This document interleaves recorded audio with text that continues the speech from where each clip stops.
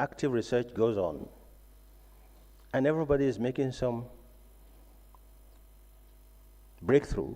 Take, for example, artemisinin, a leading drug for malaria. It has its origin from a plant that we all know in pharmacognosy, from Artemisia annua, and it's a herb from Chinese traditional medicine. And it's proved very effective in the treatment of malaria, especially at this time when chloroquine resistance has become noticeable. So the creator, the research person behind this, a Chinese person called Tu Yu, became so successful that he was given a Nobel Prize in Medicine in 2015.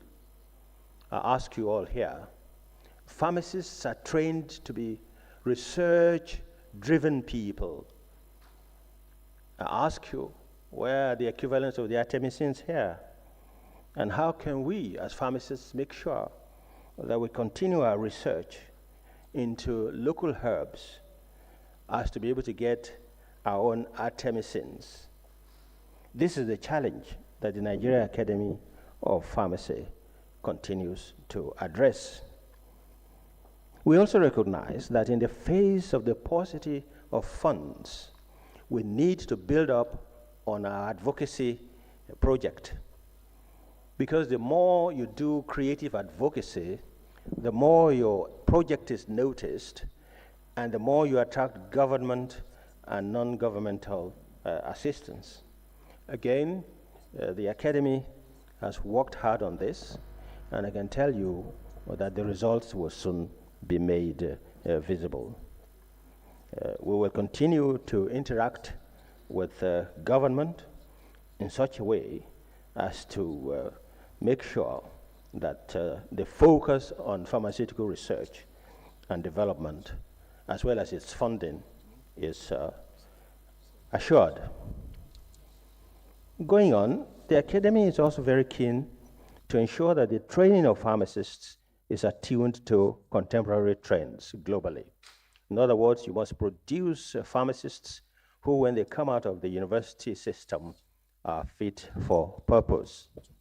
Indeed, only last year, we assembled all the deans of all the faculties of pharmacy across the country, alongside the leadership of the Pharmaceutical Society of Nigeria, the leadership of the National Agency for Food and Drug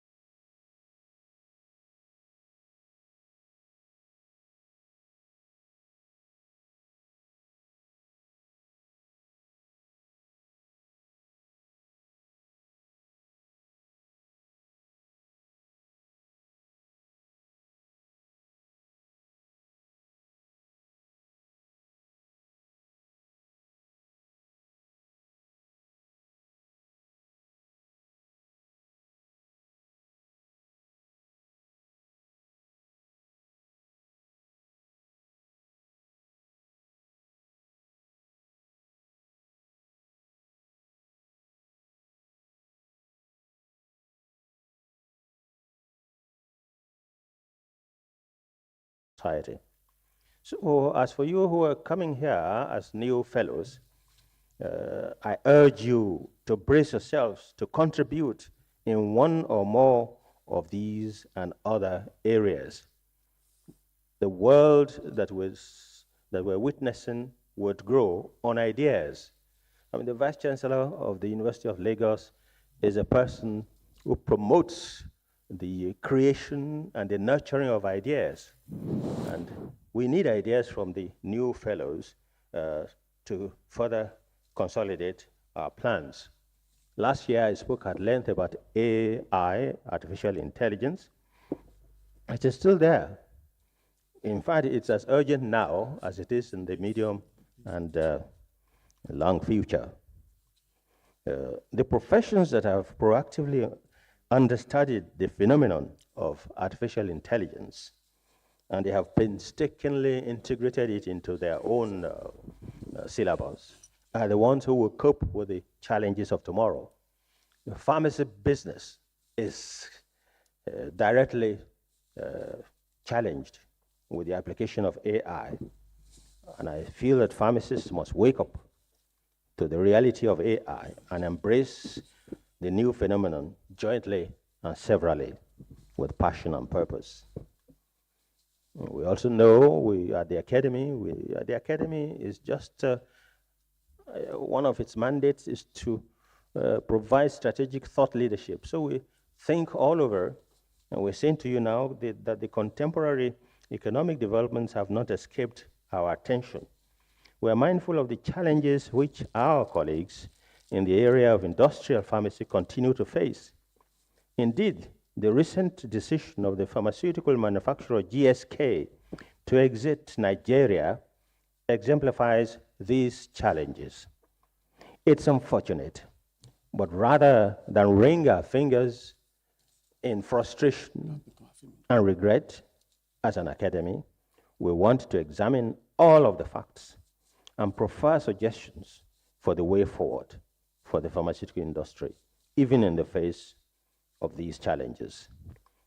Now, this investiture ceremony is happening at a time of a new government and the implementation of urgent economic reforms to liberalize the Nigerian economy and win international investor confidence through market reforms. All this is happening. The Nigerian delegation is in India looking for investors. But this will happen depending only on the leadership vision and policy implementation. Take, for example, India, where we are visiting at this point in time. The Prime Minister of India, Narendra Modi, has very wisely given a great deal of attention and importance to pharmaceutical industry. India has taken steps towards self-reliance, and they have cut down on dependence on foreign countries for their own APIs, the active pharmaceutical ingredients. And this is all thanks to their Prime Minister, who as a person and as a leader has pointed that way. And as a result of what he has done over the last few years, we now have companies in India, companies like Globella Pharma Limited and several other Indian pharmaceutical companies who have become globally active and impactful. Why can't that happen in Nigeria? We know that Nigeria can and Nigeria should do likewise. Our guest speaker today, a fellow of the Academy and a verified expert in the field, Mrs. Clare Omatseye, has been invited to speak to us on the issue of the Nigerian economy and the future of the pharmaceutical ecosystem. You all know the profile of our own Clare. She's a very busy person like many of you, but she's made time to be here. I'm sure that she is thinking of other things as she's sitting there now. One thing I can assure you, clearly, our Clare has clear ideas that she will express clearly on this topic. She's going to blow your mind. Please give her a round of applause. But the Academy also plans to organize a colloquium in which experts across different sectors will share ideas as to how best the pharmaceutical industry can surmount today's challenges amidst the varying interests. Let me now extend my thanks and appreciation to the fellows of the Academy for never relenting in their support for activities of the academy. You know, you're all in this hall now, and that committee has worked hard to make sure that there is light, that the place is clean, that the arrangements are okay, and the logistics work. I really appreciate all the members of that committee. Please give them a round of applause.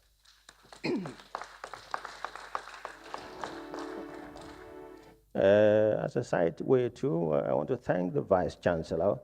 Once she knew there was no light here at about 11 when we were about to start, of course, you know, she's the big boss. She made sure that we had light. And it's good to be related to power, because power can then give you power to enjoy your program. But please permit me to single out the first Vice President, Sir Ifeanyi Ajayi. He's away at the moment. The Secretary General, Professor Larry Bale, who has been our host and who has continued to provide all the logistics for us. The Director of Administration, Professor Odukoya, she's really the fulcrum of all the arrangements. Can't find her now. She's the tallest member of the academy. I also want to mention the Director of Programs, Dr. Lulu Ojo. Where are you? Take a bow. I must commend Chief Paul Enebeli, the chairman, as well as the entire membership of the 2023 Investiture Committee. You've done a great job, Paul.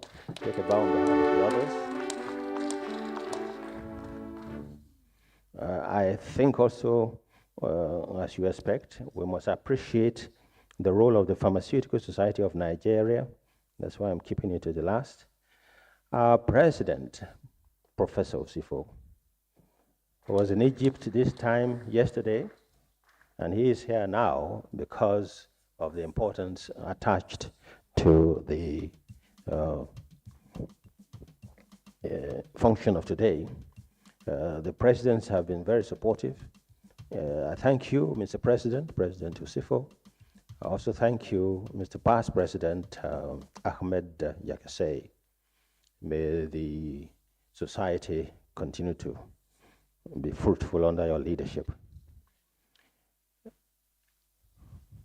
I want to assure all of you that your efforts and hard work have not gone unnoticed.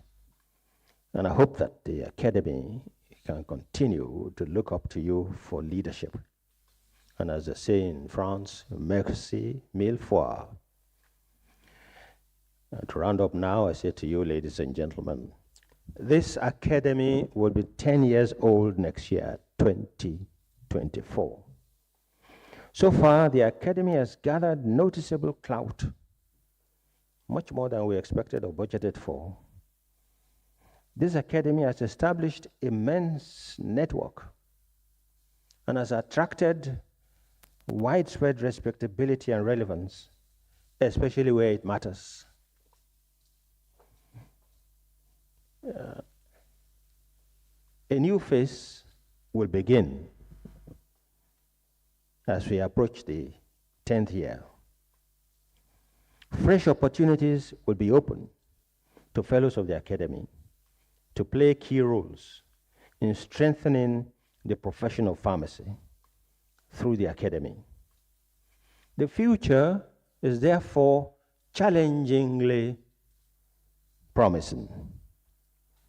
In consonance with the motto of the Academy, mens sana in corpore sano, which means a good mind and a good body, the Academy will continue to champion the realization of teamwork and patient-centered mandate among all health professionals in this country.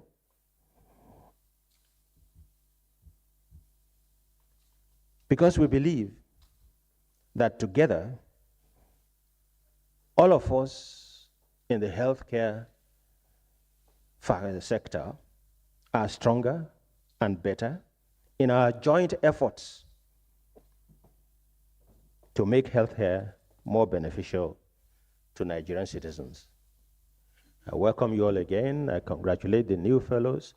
And please give a special round of applause to our Vice Chancellor, the Koshelleri, for being such a wonderful hostess to us. And please give a round of applause also to yourselves, especially to the old ones who are fellows here. We need to come together.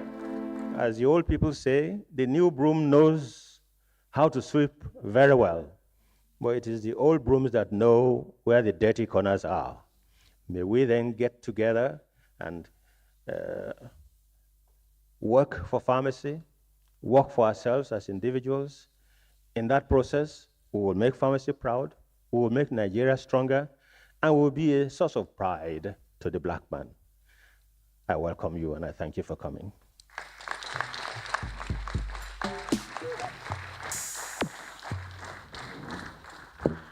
Quintessential as always, that was Prince Julius Adelusi Adelu. Let's appreciate him once again, ladies and gentlemen. For young ones like us, the more we think we know, when we hear him speak, the more we know we don't know.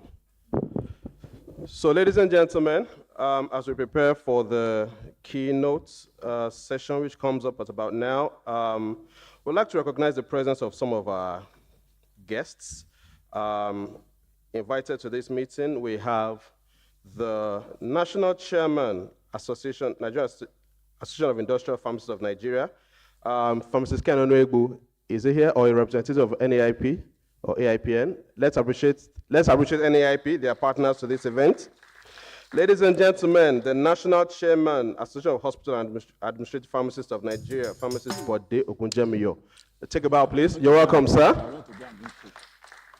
Thanks for honoring NAPharm all the way from Ondo State just for this meeting. Ladies and gentlemen, in our midst, we have the National Chairman of the Association of Lady Pharmacists of Nigeria, Pharmacist Scholastica Lamb. Please take a bow. Ladies and gentlemen, we have representatives of the Association of Community Pharmacists of Nigeria. The National Chairman, Pharmacist Wale Oladigbolu. I'm not sure he said, but the past National Secretary I know is around. Is this okay? Please take a bow, sir. Thank you. The Young Pharmacist Group, represented by Pharmacist Azenge. If he's not in the room, I represent them. But nah, at least I'm not a senior fellow. Let me manage with the YPG. All right. I'm sure if I say representative of NAPA should stand up, or nearly everybody will stand up, the lecturers. But Dr. Akinkunmi is the national chairman of NAPA. In his absence, maybe Professor Aino can take a bow for NAPA. All right, thank you very much. Very good.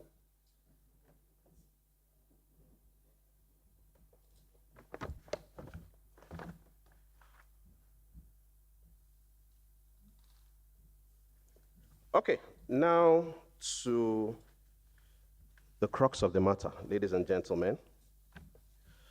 I will be introducing the keynote address speaker for today. I'm sure she doesn't mind. Shall we please, Pharmacist Clare Omatseye, should we please rise that they may see who the speaker is? Thank you very much. Ladies and gentlemen, Mrs. Clare Omatseye, in case you did not know, is a well-seasoned professional renowned for her unwavering commitment to revolutionizing the healthcare space, especially through innovation and strategic leadership.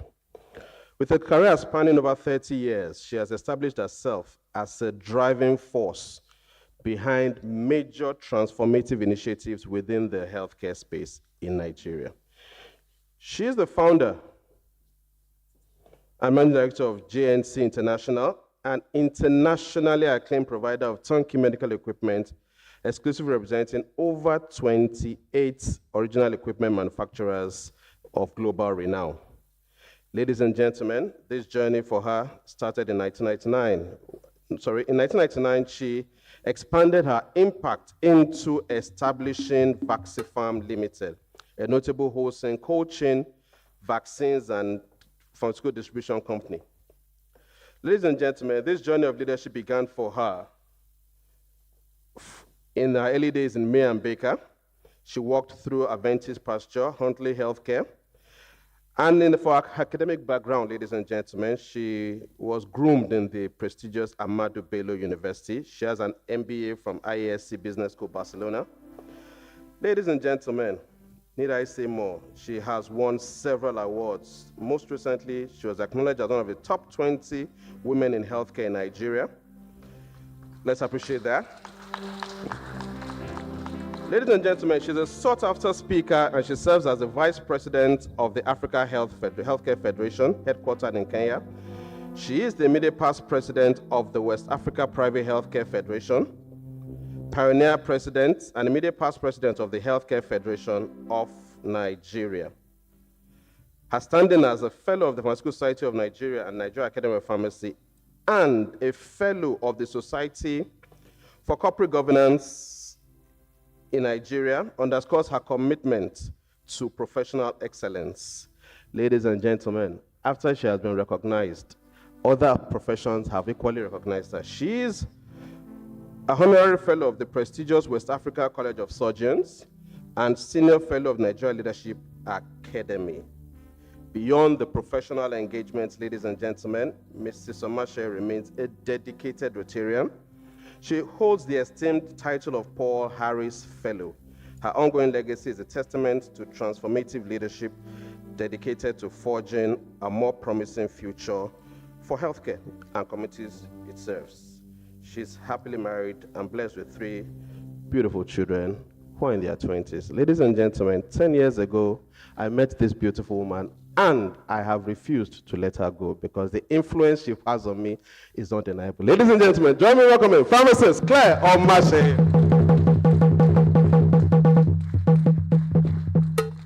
Thank you very much for that very long introduction.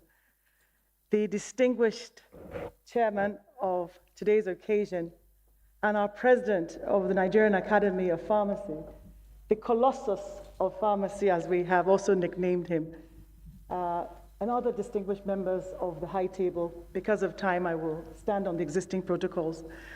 My fellow fellows, the incoming fellows, my fellow men of honor, gentlemen of the press, ladies and gentlemen, it is a pleasure to be here today and to be given the honor to be able to speak on this very important topic. I have been asked to speak on the opportunities of the pharma sector in Nigeria under the Emerging Economic Blueprint and after.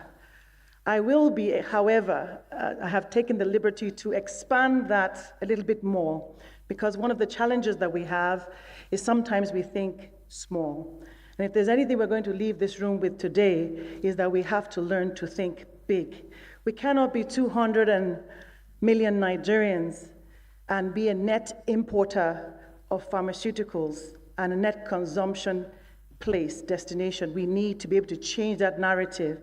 And that means to be able to do that, it's not just about Nigeria, it's about the continent of Africa and the vital role and place that we as pharmacists must play in ensuring drug security and health security in our country. So I will be expanding this topic a little bit, and I will be using 1 or 2 countries as a case study. Okay, let me see. Yep. Okay, it's working. Sorry, I'm just testing this out. Okay. So first, before we go on, it's important to establish the background of where we're coming from. The pharmaceutical industry obviously poses a huge opportunity globally. And we all know that in Africa, we're scratching the surface. Over 1 trillion euro, for example, is the global pharmaceutical market.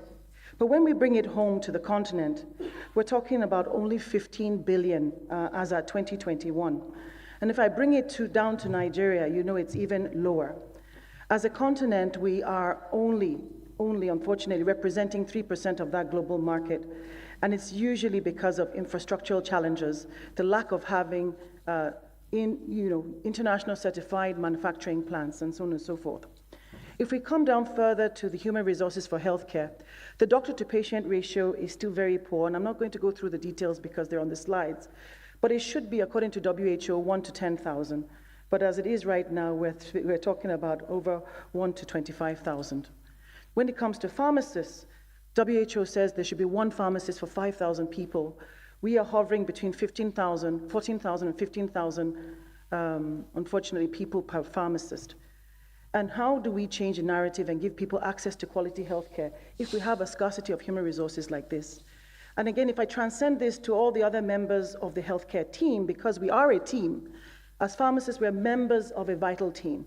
It is also very paltry. Again, on the continent, 70% of the diseases that are known, unfortunately, happen throughout the African continent.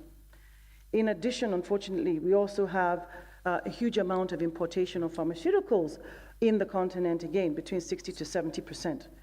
So as a summary for this, there is a huge opportunity, and I want us to think from a positive perspective, not from the negative. I mention challenges only because I'm a believer that for every time there's a challenge, there are several opportunities, not just one opportunity, but several opportunities. And we're going to see those opportunities as we go along today. Now, you look at the importance of the pharmaceutical industry.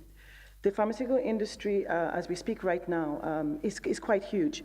But when it comes to Nigeria, unfortunately, we're a small player.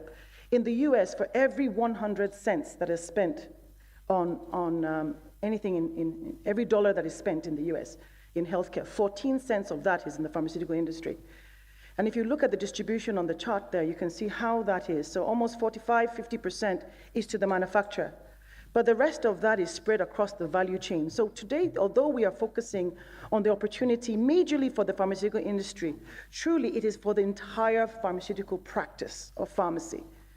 It is the entire value chain, from those of us that are in researchers, that are manufacturers, that are in academia, that are in community practice pharmacies, that are in hospitals. Anywhere we are, there is a critical role for us to see all of this. And of course, at the end, there's also a beautiful role for the government because there's taxation. That means we're also a major source of IGR, and we could potentially be a major source of GDP to the nation. But this is not the case when it comes to Africa. This slide here, it's not showing, also shows you the importance of the pharmaceutical industry in the world and how, unfortunately, Africa is a net consumer. If you look at the major producer of pharmaceuticals in the world, almost 50% from 2017 up to 2020 is in the US, between 46 to 49%, then Europe, and then Asia. But if you look at Africa, we are less than 1%. And even though we've increased a little bit between 2017 to 2020, it is still a very paltry figure here. Now, this looks very pessimistic, but as I said, for every time there's a challenge, there's an opportunity. We in this room, especially our new fellows coming on board, have a very special opportunity to change this narrative and change this picture of dependency of Africa on the importation of drugs. Again, if you look at this slide here, you can also see the global market for pharmaceuticals as at 2023. And again, you see around the world, North America is one of the major players there, followed by Asia, then Europe, and Latin America, and finally, Middle East and Africa. And they've given us a few more numbers by combining Middle East and Africa. So at the end of the day, we can see that this industry that we have all decided many years ago to study pharmacy is very important, and we have a critical role to play. But no time more than COVID-19, the pandemic that we all went through a few years ago, showed us how important our role was in giving access to medicines, but more importantly, access to quality healthcare. And there's some lessons that we have learned from that COVID-19 pandemic experience. I'm sure many of you saw how certain countries exercise nationalism. They produced the vaccines, they kept the vaccines, they administered the vaccines, they hoarded the vaccines. They hoarded vaccines for over a year, and yet other parts of the world hadn't received their first dose of vaccines. If that wasn't enough, if that wasn't a wake-up call for all governments around the world, all members of the private sector to say we needed to have vaccine and drug security, I'm not sure what else could happen. My only challenge with the pandemic is that we have selective amnesia, and unfortunately we forget the hardship that we all went through during the pandemic, and it's all over.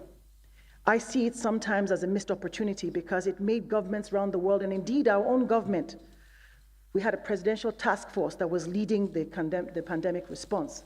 It has been now dismembered and forgotten. So we, as the Academy of Pharmacy, have a responsibility of ensuring that those lessons learned from the pandemic, the critical role of the private sector, the importance of health security and surveillance, the importance of partnerships between the public and private sector, strategically coming together, not only on R&D, not only looking whether ivermectin works or it doesn't work, or chloroquine works or not, but really the private sector coming together and seeing the importance of how we could change the narrative. Seeing that pure correlation between the economics and between medicine. And this was something that without health, there's no wealth. A lot of people talk about this adage all the time, but the COVID pandemic showed us that there was a direct correlation that if you do not have a healthy nation, you cannot have a wealthy nation if you don't have a healthy nation. We also saw that innovation and preparedness were a critical success factor. How do we, as a country, as a continent, embrace innovation? Are we still ready if another pandemic comes? Did we inculcate the response into some kind of major mechanism such that the country and the private sector that helped and supported government are in a position to respond again should it come?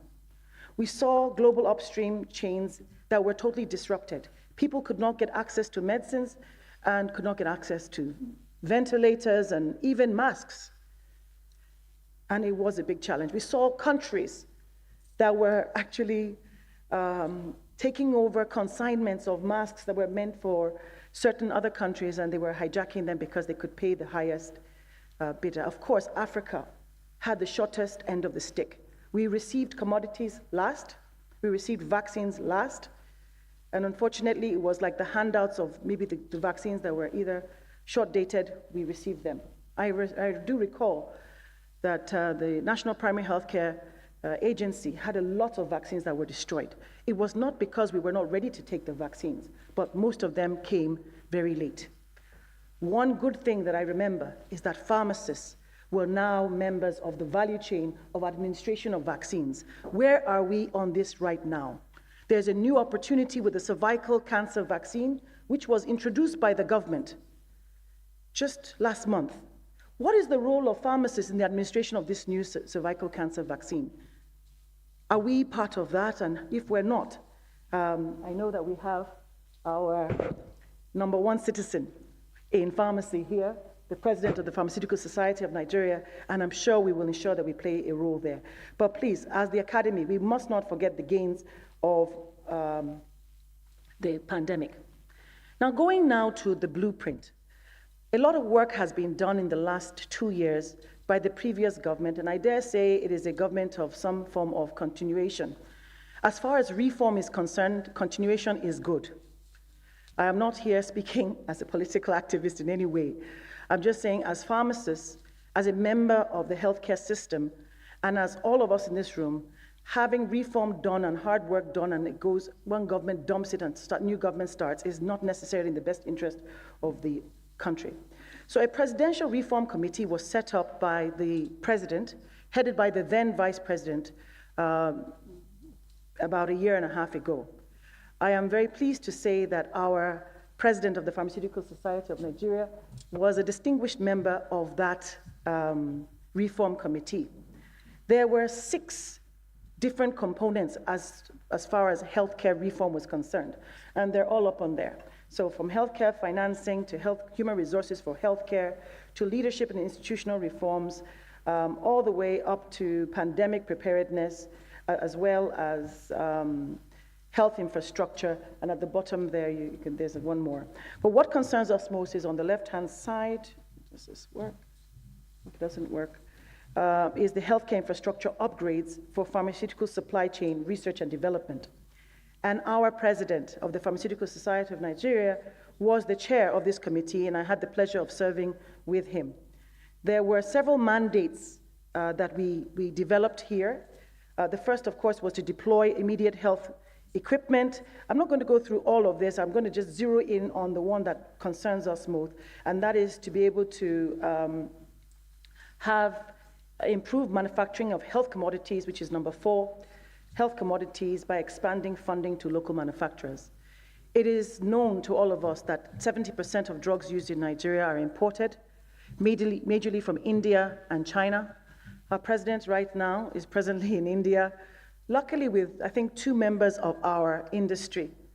I think it's Mr. Stella Okoli from EMZO and perhaps Fitzin also that is in India as we speak. I do hope that they will represent and not be there to talk about export of more drugs from India, but more about technology transfer from India to Nigeria to make us more self-sufficient and make us have drug security. So the key thrusts of this Presidential Reform Committee were 4. First was value for money, ensuring that at the end of the day, Nigerians were able to have quality pharmaceuticals, quality drugs that would be able to provide universal healthcare coverage, be able to use the physical space such that we would have a major contribution to GDP and probably some form of export. Secondly was to scale up the collaboration between government and the private sector. Because of, especially post-COVID, the role of the private sector has now been fully recognized by government. In the past, you see that government makes policies and passes them down and we receive them and act. Today, I say that if you're not at the table when the policies are being done, then you're on the menu. So we don't need to be on the menu. We need to be at the table, on the table to make that difference. The third is transparency and accountability of providers and purchasers. Of course, we know in our country some of the challenges with a black box in terms of purchases. Many of us in this room that are in the private sector are being owed huge amounts of money by teaching hospitals across Nigeria.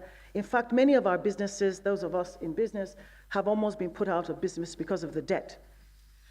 Secondly, there's a lack of transparency. There's no real proper public tenders where we can have economies of scale and purchase. Third, there's no enabling law to buy Nigerian over imported. In that case, it is about the lowest price. And sometimes you have issues with quality because biosimilars, when it comes to high challenges like cancer, are not always the same as the major drugs. And of course, stakeholder not invited to. So as an excerpt of the blueprint, during the opening, I was introduced as the outgoing president of the West African Private Sector Federation. So we had a conference in Abidjan in July. And at that conference, we had the senior special advisor to the president attend. Interest were priority number 5 and priority number 6. And number 5 is actually talking about the localization of production of the manufacture of medicines as well as equipment in the country.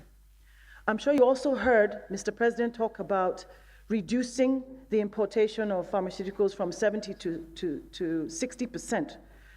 It is our responsibility to back that, policy statement into action. It is our role, not only as the Academy of Pharmacy, but also the Pharmaceutical Society, to be able to ensure that government puts their money where their mouth is, and we back that up by the right type of actions and strategy to ensure that happens. So localization of production is a necessity, is a must, and we must have medicine security. Partnership. The outcomes and benefits of partnership during the COVID-19 pandemic reversed by developing the local pharmaceutical industry. So this government has provided us an enabling environment by making policy statements, and I say statements because at this point, they're not yet acted upon. So we have an enabling environment being created. And once government can provide this, it unlocks the potentials of the private sector to be able to innovate, to be able to innovate, to be able to think out of the box and do things that we can do. Now, there are 3 things, and this is something we must do. It must have a strategic rationale. We can see the importance of the pharmaceutical sector to Nigeria, not only as a manufacturing outlet, but because of that sovereignty, health sovereignty that we must have in nation. This is a new buzzword, which is rationale. Economic rationale, does it make sense? Is it value for money? Is it going to be a major contributor to GDP? Can we create an enabling economic viable business? Can we create jobs? Speak the language of the government. Can we create jobs? Can we reverse the needs for foreign exchange? Can we be a major provider or to the government and to the polity of foreign exchange by being a net exporter of vaccines and pharmaceuticals to the rest of the world. Some countries have really been great at this, and these are some of the main things that have happened to their countries that have made them a net exporter of pharmaceuticals. First starts with the legislation and legal framework. With the reform that is going on right now, this is a huge opportunity for manufacturers in the country. Some of our manufacturers have already taken the next step of going from just being a basic manufacturer to being WHO certified. But what is the capacity utilization of those factories? What is the government's patronage of those factories? Why is it that we have developmental partners still coming into our country and 70–80% of what they give us money for are imported, when we can make antiretroviral drugs, anti-malaria drugs, and so on and so forth, and insecticides-treated nets in our own country? So what are we as the academy and as the Pharmaceutical Society doing to ensure that we have pro-Nigerian policies, even if we are 20–30% more expensive? With time, we will get the economies of scale, but we have to get government not only to say things, but to match it with action. So this, in these countries, legislation and the right policy environment is one of the things that really drives them. The second, of course, is delegation of production of drugs.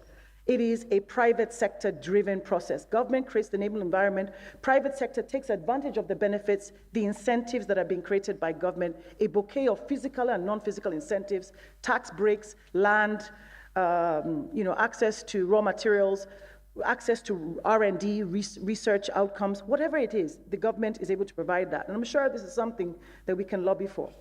Third is a huge market. That goes without saying in our country, over 200 million people. However, over 90% of us are below poverty. So the purchasing power is low. So today, again, it's not about having just every pharmaceutical, but there's a place for branded pharmaceuticals, but there's also a need for genericalization. So that is having more generics coming into the market space that are branded by our own companies. Of course, potential R&D opportunities. There's not enough research and development going on. We have a few, luckily, and I think it was our own doyen of pharmacy that helped to ensure that we had the Nigerian NIPRID. So we do have our own research institution, but what is coming out of NIPRID, and how does the private and the public sector entity work hard to develop more R&D opportunities and new molecules, and do some backward integration into some of our traditional medicine, like bitter leaf and so on and so forth. So according to UNIDO, there are 4 factors that are required for growth. The first is increased expenditure. You need to have more access to healthcare expenditure. Many years ago, there was an Abuja declaration where 15% of the national budget was to be dedicated to healthcare. Unfortunately, at this point in time, we're still on less than 6% as the country. And this can also be said across West Africa. And on the continent, we're still less than 15% across the whole continent.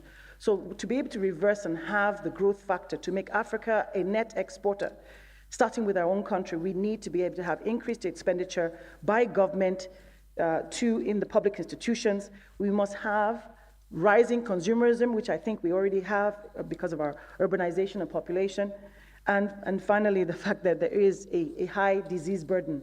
We have non-communicable diseases. We have a triple-edged sword when it comes to healthcare, communicable, non-communicable, and so on and so forth. The second is expanded provision. There's a huge role for us to be able to play in different innovative areas. As the president mentioned, there's a role for digital healthcare, and how are we as pharmacists leveraging on that digital healthcare? In the absence of it, we need to have more human resources for healthcare. Third is a maturing business environment where there's a proper regulatory environment with harmonization of policies, not only for our country, but for the neighboring countries around us, which happen to all be Francophone. How much of our pharmaceuticals produced in our country are exported to Cotonou, to Cameroon, to Niger? If they are, is it in a formal channel or an informal channel? Can we measure it? And these are things that we need to be able to work on. And third, or fourth, is what I mentioned earlier, which is the genericization. So generic drugs that are going on higher, so they're exponential. Now, with all this happening, there are lots of opportunities from across the whole value chain, but are driven by what is required, which is legislation, regulation, governance, and monitoring. I want to specifically talk about vaccines because we saw how important it was for us in West Africa and in Nigeria. And unfortunately, because of the lack of infrastructure, even if we wanted to, and there was a technology transfer, we were not prepared. We had no industry except one moribund lab in Yaba that produced yellow fever before my time. I don't think I ever saw it being produced. So that's at least 3 decades ago. I'm showing you my age. But it's important that we think about why are vaccines not being produced in Nigeria, and what should we be doing, and what is the role of the Academy of Pharmacy and the Pharmaceutical Society. So if you look at the next couple of slides, you'll see that Africa has a huge demand for vaccines, especially childhood vaccines, traveler vaccines, and vaccines that prevent epidemics like meningitis and yellow fever and typhoid. But 1.3 billion doses of vaccines are used every year, representing 25% of the global demand. But when you look at the sites across Africa, look at the dots in yellow. Yellow means that there's something, but it hasn't started. So Nigeria, unfortunately, is not one of the countries that produces vaccines. We have, in the West African area, we have Institut Pasteur in Dakar, who have been producing yellow fever vaccines for a long time, and we used to import a lot from them, but even that, I think, has stopped between the countries, the country-to-country agreements. You have in Tunis, you have in Morocco, in Algeria. All of these North African countries are doing exceptionally well, especially Morocco. So today, as I finished off this presentation, I will be giving some specific examples for Morocco, because I had the pleasure earlier this year to actually visit the pharmaceutical industry there. I was asked to speak to them as a guest speaker there, but I went and looked at the industries. These guys have world-class industries. They're making cephalosporins. They're making their own insulins. They're doing backward integration. Instead, they know that their population cannot afford insulin pens. So they're doing insulin in vials, but they also do the pens for those that can afford it. They have what is, affordable for healthcare insurance and what is affordable for the mass market. But to be able to make your own cephalosporins on your own, proudly Moroccan industry, they don't import, as far as I know, they do not import anything major. If they at all, it can't be less than 10%. They're a self-sufficient nation. They're now talking about a North-South relationship where they become the major partner to the South, in other words, us.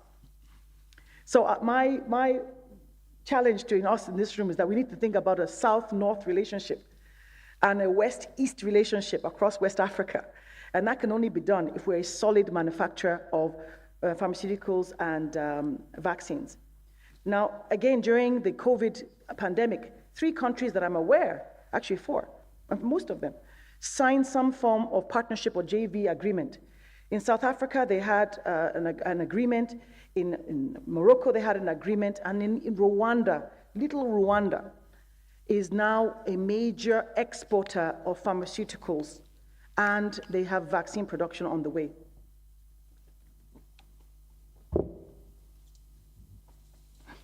Now, this has to be taken in the context of the African Union. And as I said, although we are talking about Nigeria, the only way we can, as the giant of Africa by size, we have to become the giant of Africa by economics. And the only way is that we also must fall into the line of what the African Union is wanting for pharmaceuticals and vaccines. And these are the African Union and the CDC's aspiration for 2040. The last time I checked, we're in 2023. So this is 7 years from now. So they started initially, this was written, of course, in 2022. In 2022, they wanted to make sure that the population all received COVID vaccines. And those facilities that could do fill and finish would have it. But by 2040, these are the other 3 things that they wanted to happen. The vaccines of known African pathogens should be produced on the continent. So Lassa fever, RVF, EVD, whatever it is, needs to be produced on the continent in the next 7 years. The vaccines on known global pathogen must be produced, 30% of them must be produced by 2040. And then routine immunization, everything that we use for routine immunization, that most of that should also be produced on the continent. Now, if that's the case, where are we as a country? I know that there was a deal that was signed by BioVac, May and Baker government.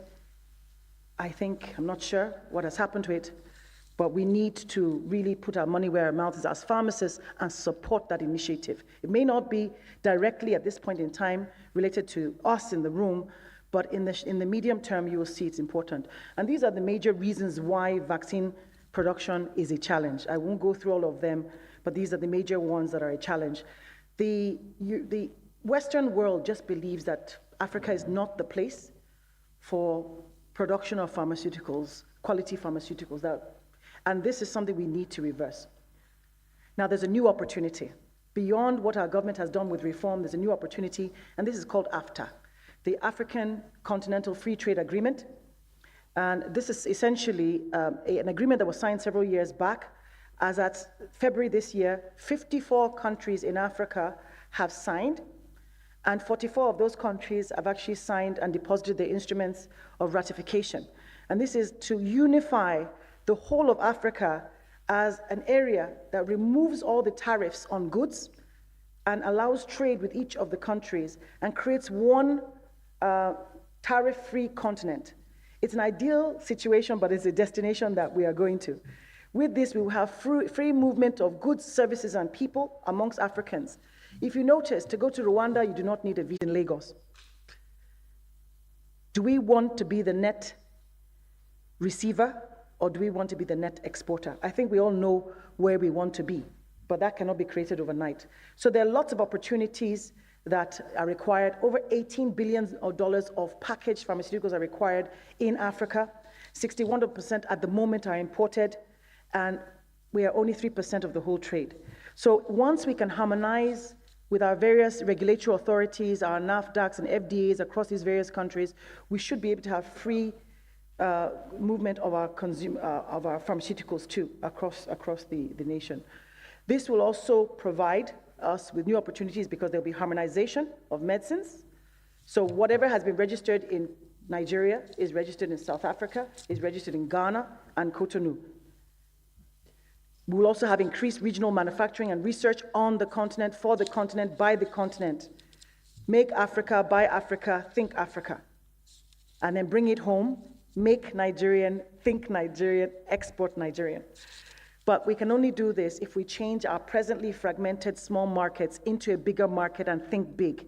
So for everybody building a factory, for everybody building a pharmaceutical train, for everybody building a university of academia, anybody doing research and development, we need to think of the continent, not think about myopically about just the country. There are huge opportunities. We need to change the vicious cycle right now where we are the net importer of drugs, and unfortunately, a lot of them are fake and adulterated. No matter, even though I know our regulatory authorities are doing their best to reverse this, to a virtuous cycle where we can have increased regional presence, manufacturing, research, and eliminate, if possible, have a zero tolerance for anything fake within our value chain. We'll also have a lot of opportunities, and as I said, for every time there's a challenge, there's opportunities. So are we poised to take this opportunity? I think we are. These are the various expectations for the pharmaceutical industry from AfTA.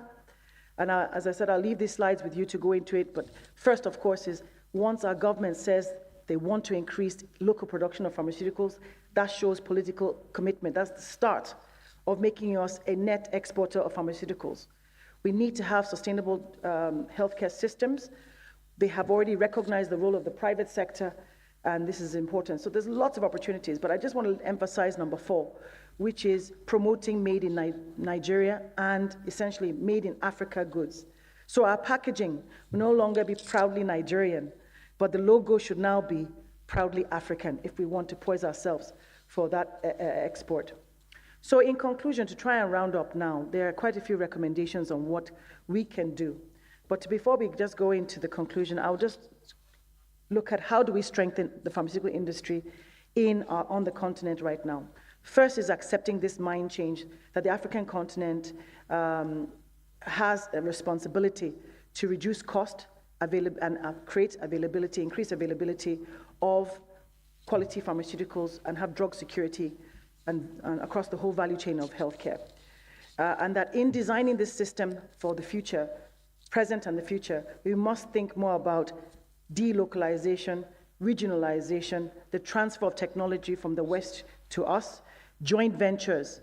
People shouldn't come in here just dig and export and go. We want foreign direct investment that is in partnership with our local investors and entrepreneurs. We need an industry that has clear framework on how we're going to be able to have medicine sovereignty, and as I said earlier, health sovereignty and drug security. We need to have the vaccine security, so we need to think as a country, how are we going to be a manufacturer of vaccines, starting with ourselves first, and eventually becoming an exporter of vaccines. We need to strengthen our control systems. All of what we've said cannot be done without our partners of NAFDAC and other FDAs of other countries. So it's very important that both imported and local pharmaceuticals, health products, are under very strict control systems. It also means there's an opportunity for us to develop not only WHO-certified laboratories for export of drugs, but we must have European-certified laboratories that the packaging, the quality of the pharmaceutical, the packaging, the cartons, everything is world-class. So it cannot just think about Africa. Maybe we can even start to export to the rest of the world that is having power issues and wars and so on and so forth. But last on the list is that we must have a zero tolerance for fake and counterfeit drugs and anybody in the value chain that touches it.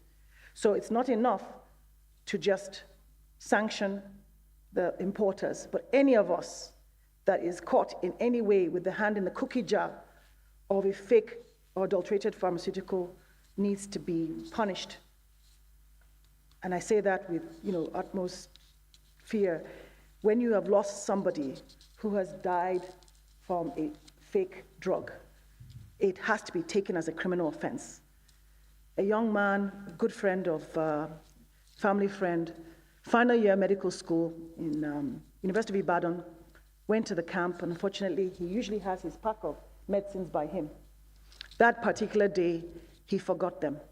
And he, with all the dust and people, he had an asthmatic attack.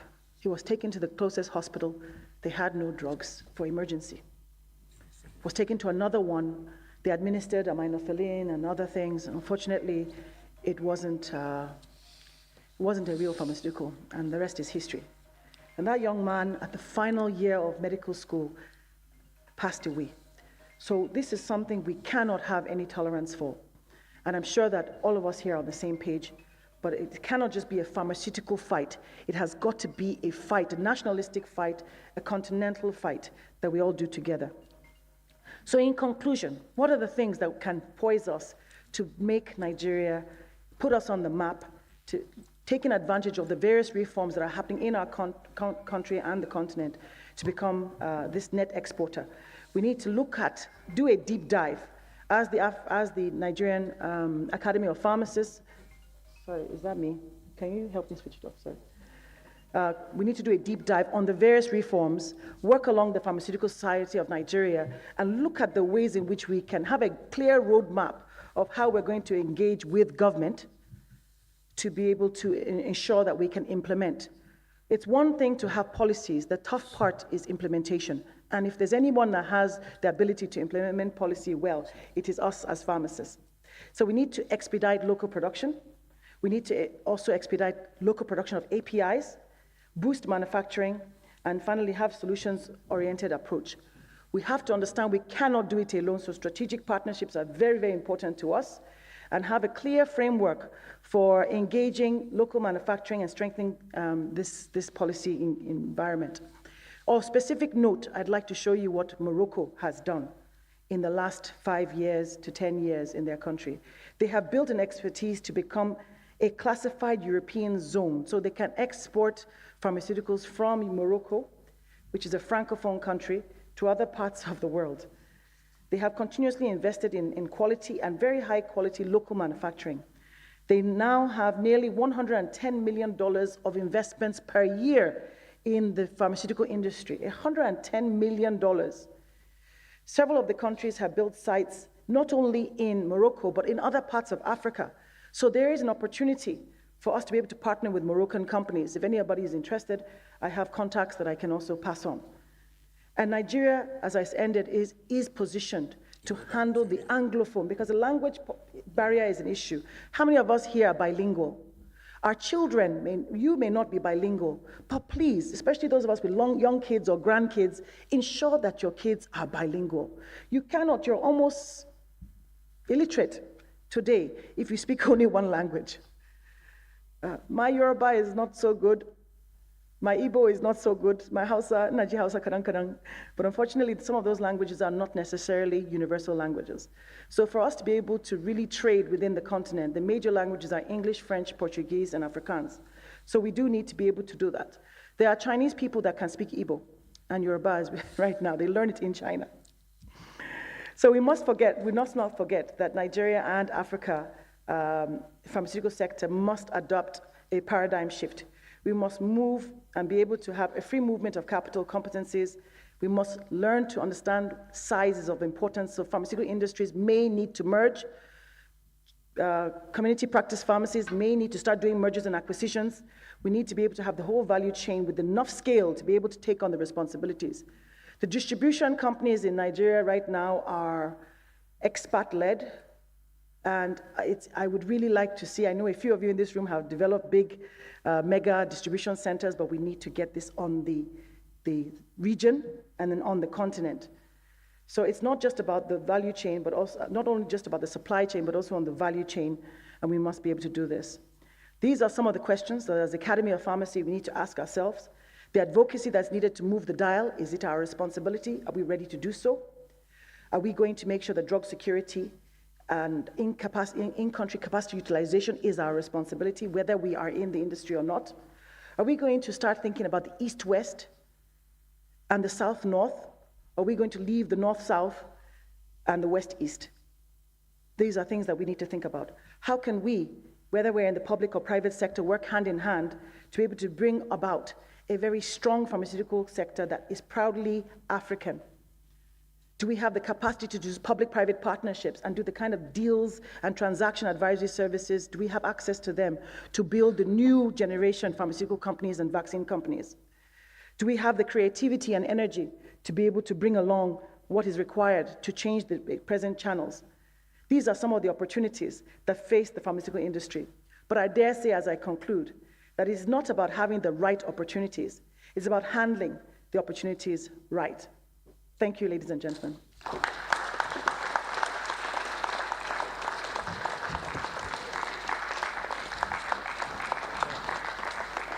Ladies and gentlemen, we can do better. Thank you very much. Those of the people in the inner recesses call her CAO. I want to say CAO, they know you belong to the family. Well done, CAO. You've done wonderfully well.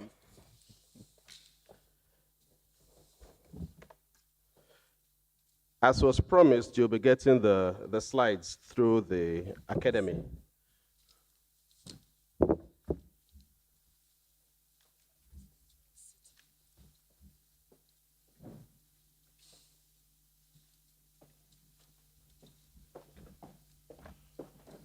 All right, ladies and gentlemen, I'll do a few quick introductions, and then there'll be a slight alteration in the agenda. Ladies and gentlemen, I've introduced earlier our host VC. Also in the room, we have the host Dean, Faculty of Pharmacy, University of Lagos, Professor Gloria Ayola. Should you please take a bow, ma'am? Okay, I think she. Okay.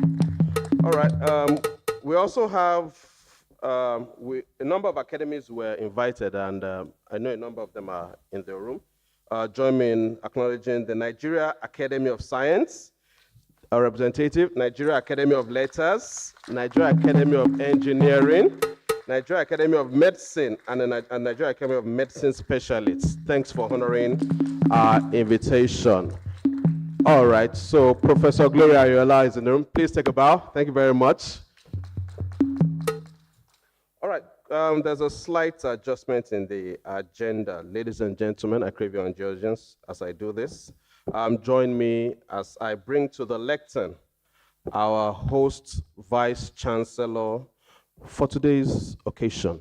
Ladies and gentlemen, the best vice chancellor, I own the mic, the best vice chancellor in Nigeria, for the best university in Nigeria. I mean, should I go on and on and on? Ladies and gentlemen, Professor Folashade Okushola. Is that how you clap for the best vice chancellor? That's my vice chancellor, you know. If I choose to off the mic, nothing will happen.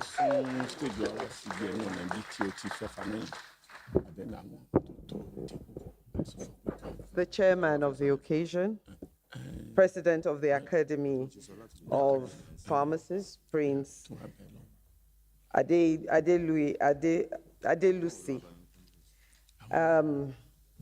the President Pharmaceutical Society of Nigeria, Professor Cyril Osifo. Let me at this point stand on the protocols already established. Distinguished members of the high table, distinguished fellows, incoming fellows, distinguished ladies and gentlemen. First of all, let me congratulate you on this occasion of the investiture and to say it is a real honor to be here. I want to welcome you to the University of Lagos, the university of first choice and the nation's pride, the best university, and to say that it is a pleasure to be hosting you. The academies are extremely important in the life of a nation because they represent the think tanks of the nation. They're dealing with the policies that shape the future of that nation, that guide where we're going. In the last, should I say, right now we're at the cusp of the fourth industrial revolution, and there's so many things happening. One of the major changes is the rate at which knowledge is being generated. And it is becoming very obvious that one set of specialty cannot handle and make real and optimize this knowledge. And so we're in the era of the C's, collaboration, co-creation, as well as competencies. It is very clear that the knowledge that is being generated requires the combined thinking and competencies of the different arms of the knowledge sphere.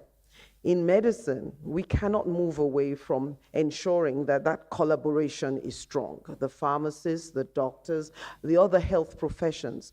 Till we come together, we will not solve the huge problems in the healthcare space that we have in Nigeria.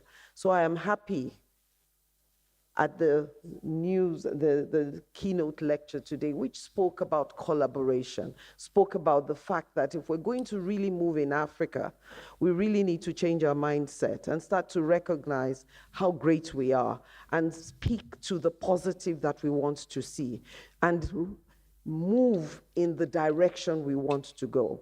There's a tendency for us to speak only of our problems. I think we need to be speaking more about our opportunities and not just speaking about them, taking the steps to move forward. And for us to do this, we need the whole country, the whole continent of Africa, so that the presence and the opening up of the borders is not just something that is good to do, but it is actually mandatory and it is necessary for our survival and for us to be really counted as part of the Committee of Nations. But this is not going to happen only at governmental levels. It's going to happen each one of us changing our mindset and reaching out despite our fears and our recognition of all the challenges. So I am happy to be here and to say, just listening to that keynote address, I know we're in the right direction. I want to congratulate the new fellows today and to say there's a lot of work ahead for all of us. We at the universities look to the academies to help us to shape the future and the things that we need to do. So again, on behalf of the staff and students of the University of Lagos, we welcome you to our campus and to say, we look forward to working with you. We really need the ideas that you're going to bring forward. We need the combination, the co-creation between the academy and the academics and industry. We'll be getting back to you in the future. Thank you very much for having us, and congratulations again.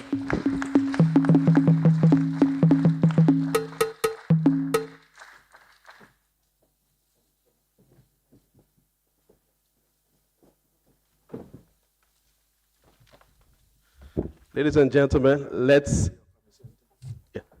appreciate her once more, as she may need to take her leave after now.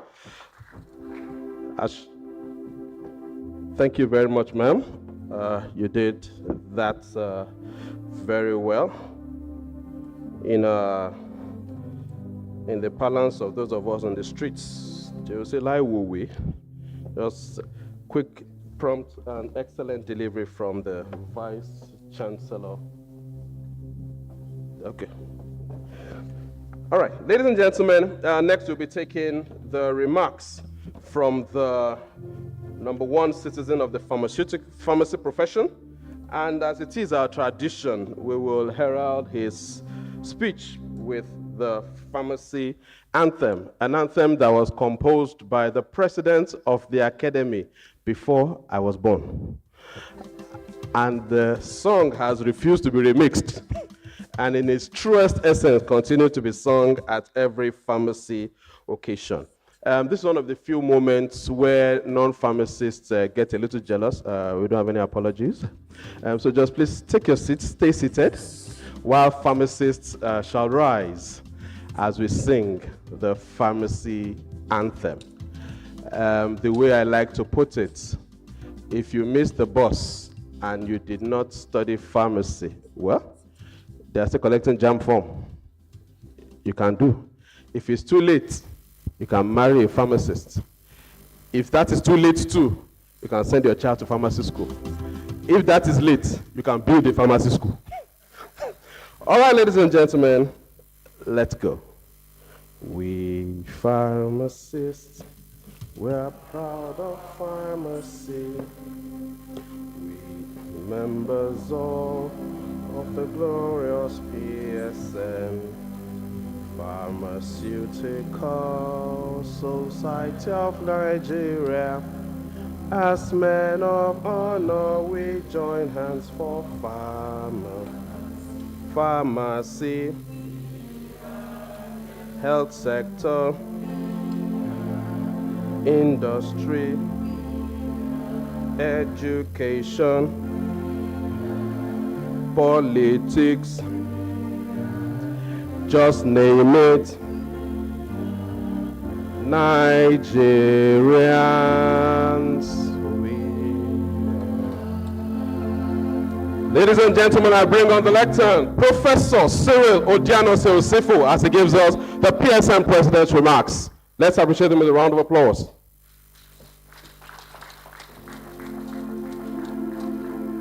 Welcome, my President.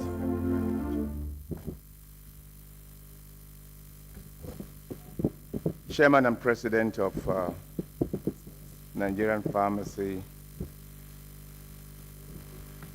Nigerian Academy of Pharmacy, most revered pharmacist. I call him my daddy, Julius Adeluyi Adelusi. For those who care to note, I always admired his pharmacy in the late 70s in Ikeja. That was one of the things that inspired me to reading pharmacy in that great university. Great Ife.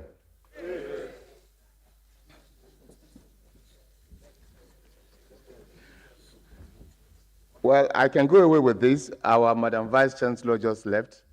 I also have a Vice Chancellor who is also a Madam. And indeed, I think the chairman of Vice Chancellors in University of Benin. University of Benin will always say they are the greatest. I agree with you, but that will be after Ife.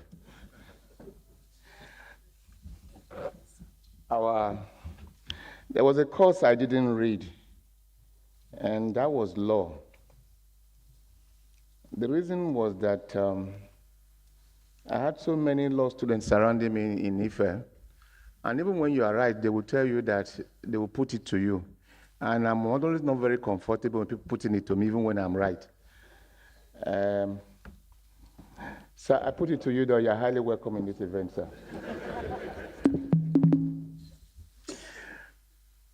Other members of the high table, I want to thank my sister Claire for, whenever she mounts the rostrum to talk, you just need to be a good student. And you will not regret listening to her. Our politician and our father, Paul Enebeli, we were in Delta, and quietly sat down, but Mr. Governor rose up to come and specially greet him. And I said, we are beginning to reach where we have not reached. So we will tap from your resources because we need more things like that in pharmacy. Distinguished fellows here present and incoming fellows, I want to welcome you in a special way to this solemn occasion. That's the way I put it. PSN would always support the Nigerian Pharmacy Academy because of what they are doing. They are the think tank of the society, and we'll tap from their resources to make sure that we'll go to greater heights. We will have the right opportunities, and we must make use of these opportunities.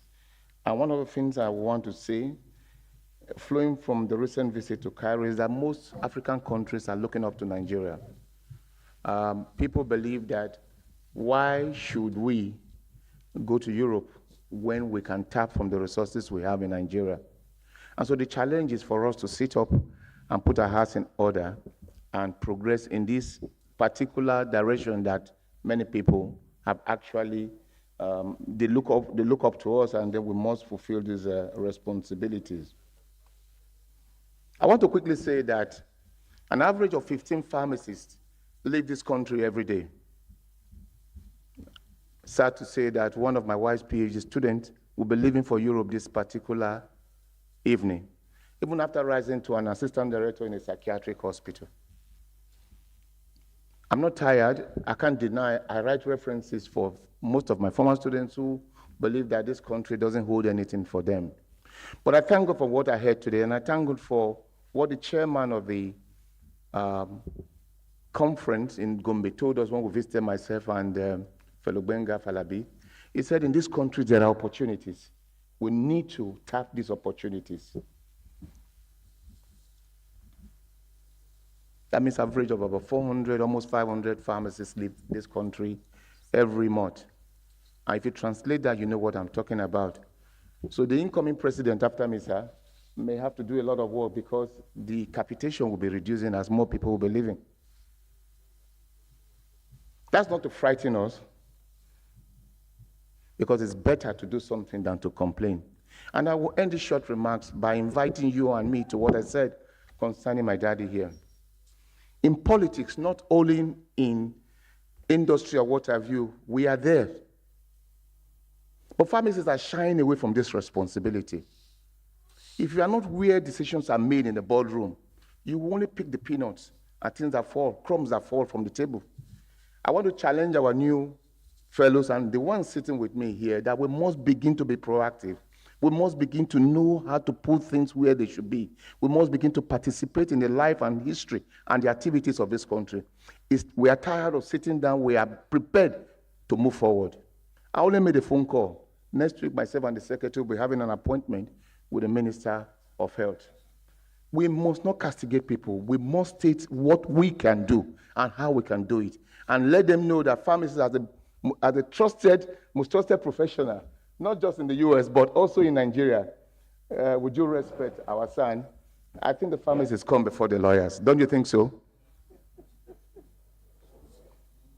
Last week, I made efforts to attend my monthly meetings or bi-monthly meetings in Benin. And one of us was contesting for the position of chairmanship, already local government. And as he presented himself, I got up and I said, as president, I'm mandating every pharmacist in already local government. If you're in already local government, you are no longer in Labour or APC, you are now a PDP member because it's contesting under the platform of PDP. And if you're a pharmacist, you are in Labour, you are a Labour member. We must do these things intentionally for our professions. And I'm happy to announce that he won the local government seat. You see, the truth is this, and I will end with this. If becoming a Labour member, or APC member, or PDP, or whatever party, will bring things positively for pharmacy, I will join the political party. Let us move on. Thank you very much.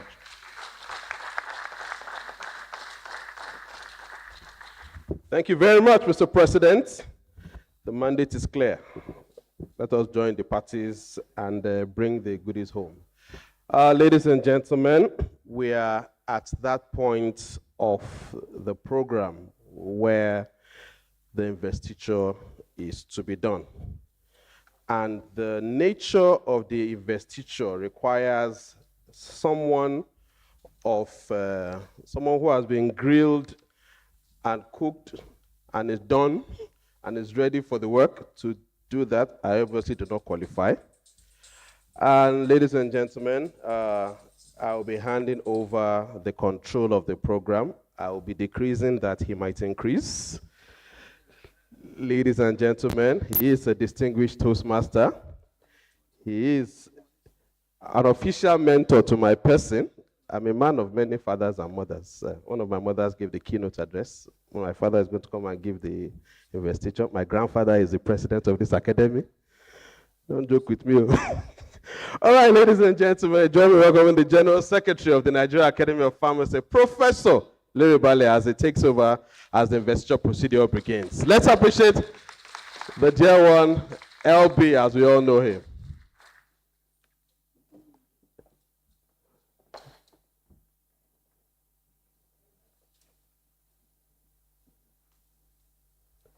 You're welcome, sir. Thank you so much.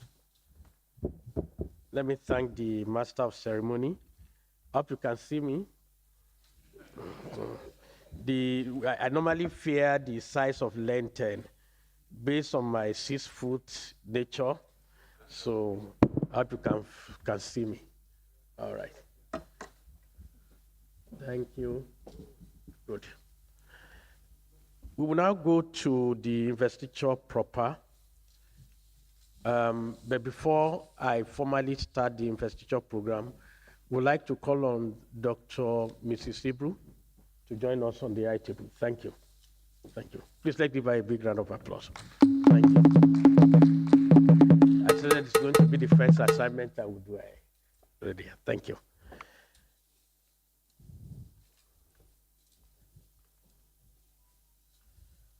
Good. I have the singular honor to start the formal process of investiture. Everything that we've been doing were the preliminaries to the main thing we came here to do today. And I humbly invite the President, Pharmacist, Prince, Julius, Adewale, Adelusi, MNI, NAPharm, FPSN, OFR, to please constitute the Academy Assembly to confer fellowship awards.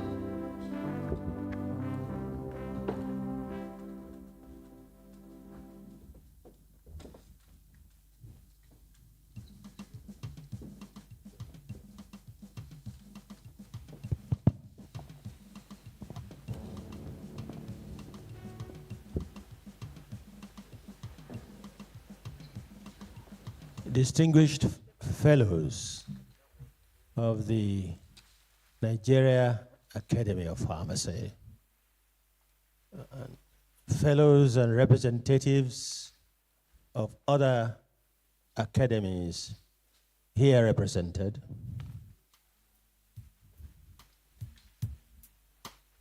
the incoming inductees, incoming fellows, and their well-wishers and friends here present, ladies and gentlemen, I hereby constitute the Academy Assembly to confer fellowship awards for the Nigeria Academy of Pharmacy. Thank you.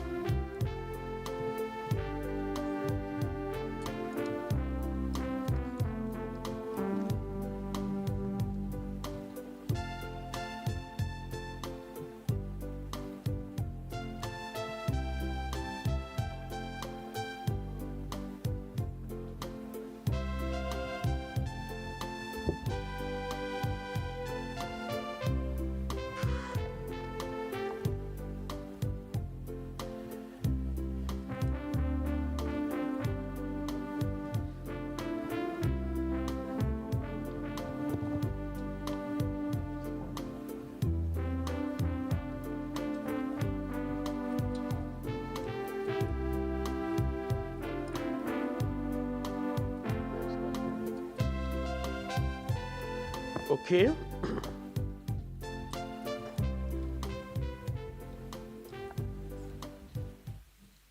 Permit me, sir,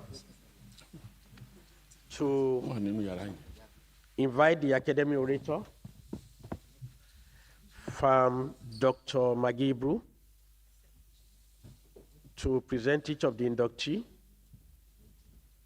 The full names of the list of all the inductees will be presented by her. May I call on you, Ma? Yes, one after the other, to present each inductee. Thank you. While we are doing that, I would like to invite Mr. Adeleke Agbola, SAN, who is going to administer the oath, to please come and support the president. Yeah. Let's give him a big round of applause.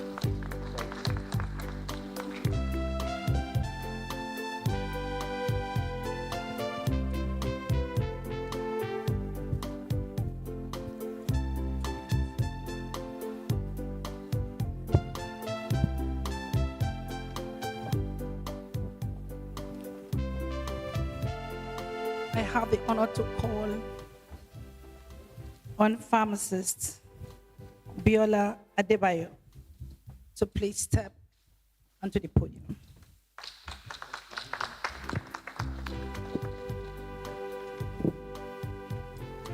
Pharmacist Biola Adebayo, who is currently the Deputy Managing Director of Fitson Healthcare PLC, has contributed to the field of pharmaceutical manufacturing in Nigeria and sub-Saharan Africa at large.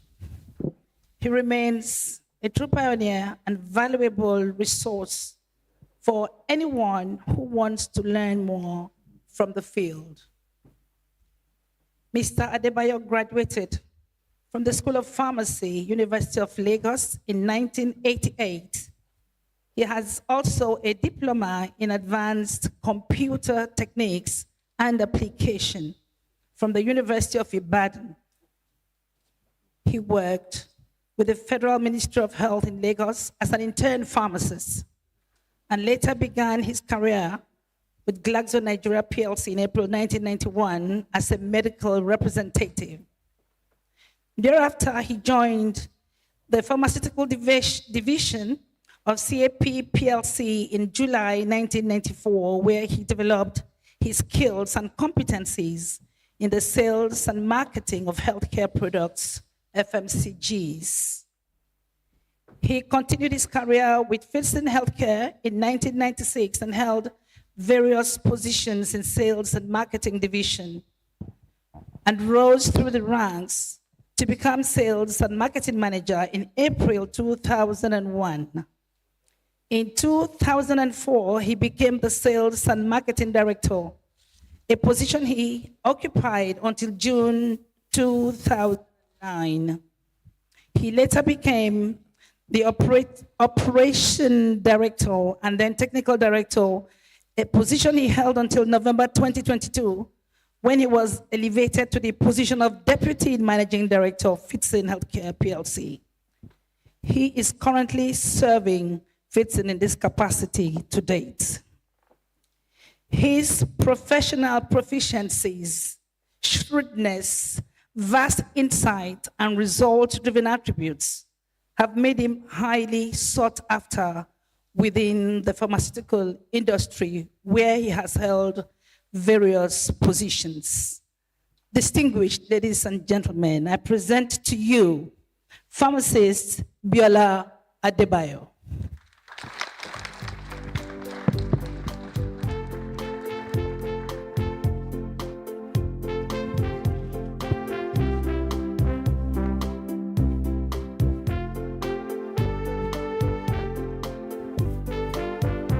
Now, the inductee is standing before me, and you are welcome. I will now invite our learned Silk to direct you to take the oath. Thank you, Mr. President. Please, can you raise up your right hand and just affirm? And just read after me. I,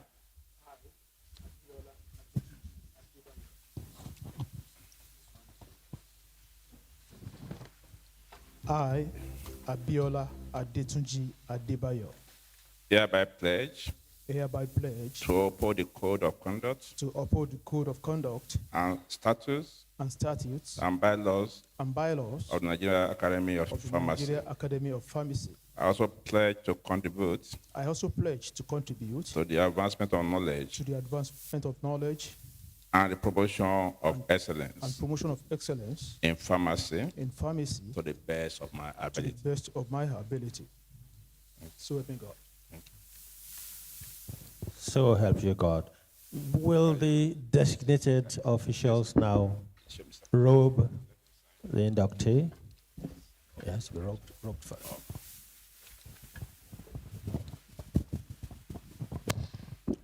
Make it fast, please.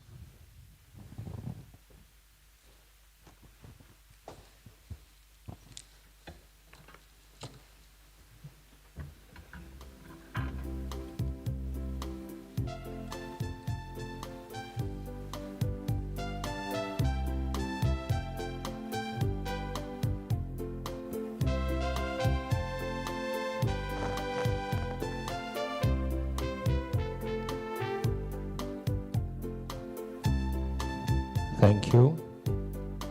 Please approach here and sign the register.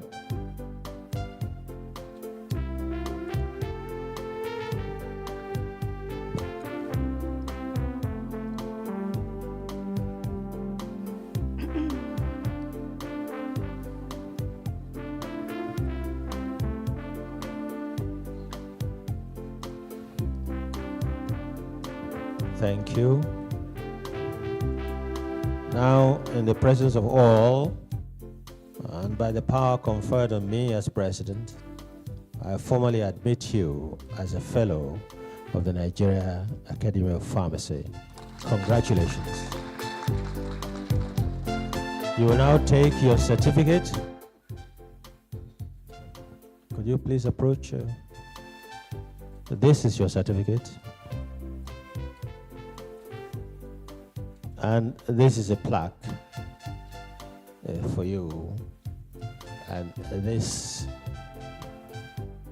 documents will then be in your possession and guide you in your new status as a fellow of the Academy. Congratulations.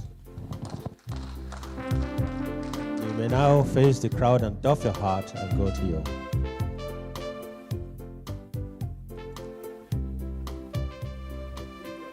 That's better. Give me a round of applause. Thank you.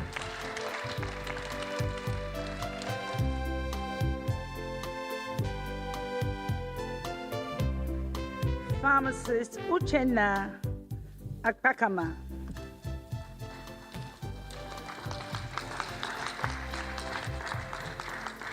He is the founder and chief executive officer of Pax Pharmaceuticals Limited, Onitsha. He has over the years rendered valuable services to the pharmacy profession, having served the Nigerian Association of General Practice Pharmacy, now ACPN. Pharmacist Apakama served as a member of the governing body of the Pharmacist Council of Nigeria, member of the governing council of the National Biotechnology Development Agency. He is the national vice president of the Nigerian Association of Chambers of Commerce, Industries, Mines, and Agriculture, and president of the Association of Anambra Chambers of Commerce, Industries, Mines, and Agriculture. He is married with wonderful children. I have the honor of presenting to you at this time pharmacist Uchenna Uzoma Apakama.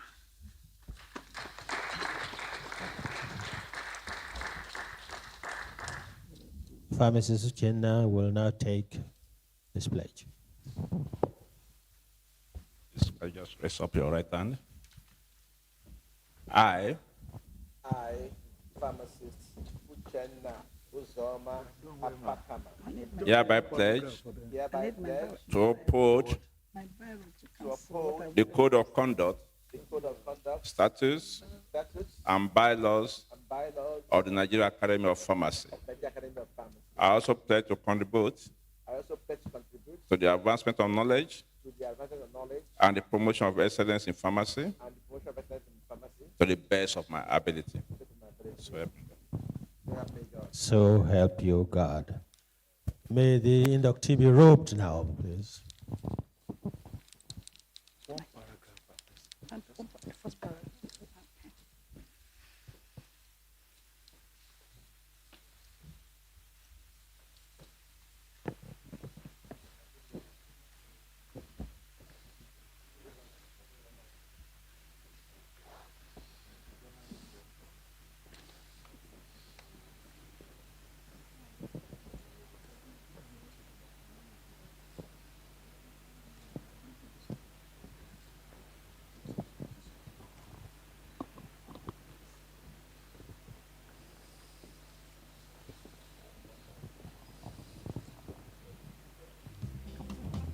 Thank you. Please approach the President. Thank you. Now you may sign. When I grew up, I fell in love. Do you have a pen to sign? I asked my sister for a letter. And this, and here. Will I be raped? Hear what my mother said.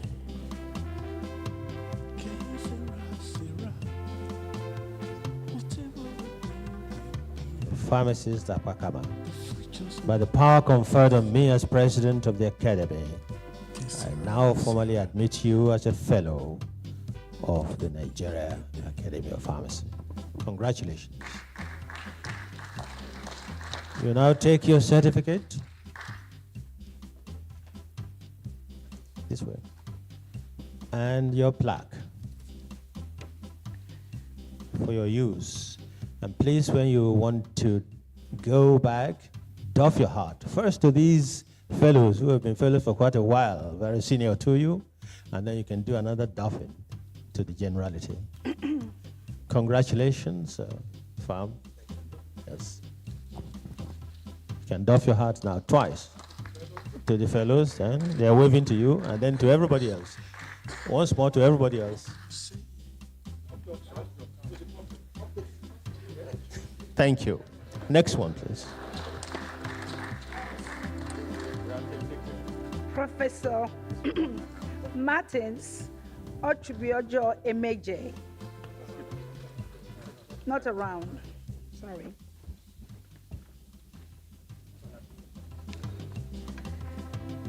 Pharmacist Prince Benga Falabi. That's how you go in again.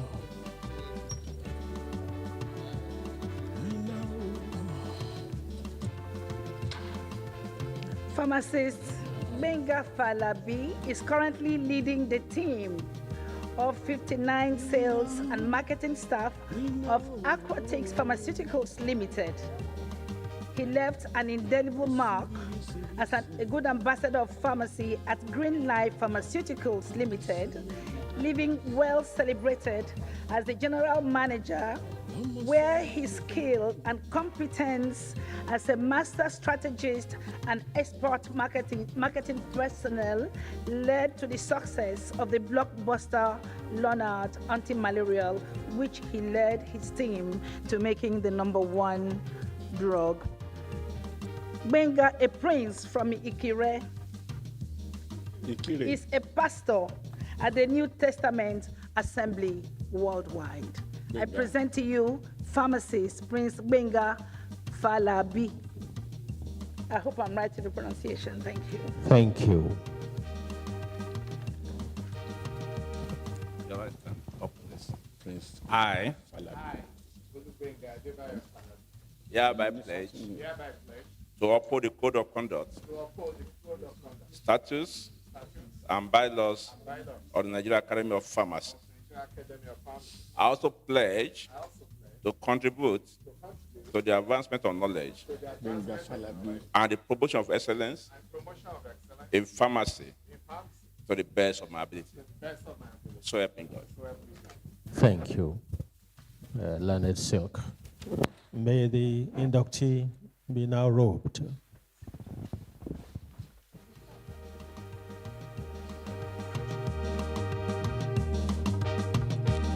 Benga, you don't know. Winner, pata you go win again. No. Falabi, winner, oh,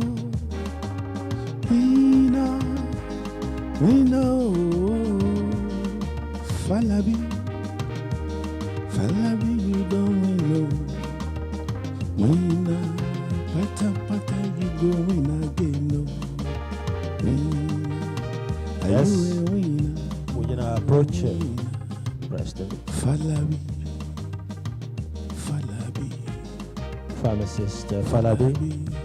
By the power conferred on me as President, I formally admit you as a fellow of the Nigerian Academy of Pharmacy.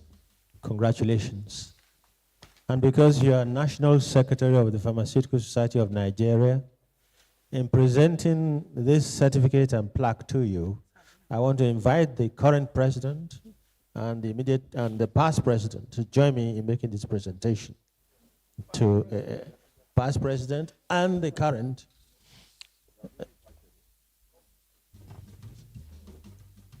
In the meantime, sign, please. Is the past president here? Is he struggling to come out? It's too fat.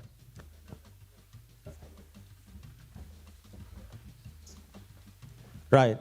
You join me in presenting this, President and past President. Hold it. We welcome you to the world of the Nigerian Academy.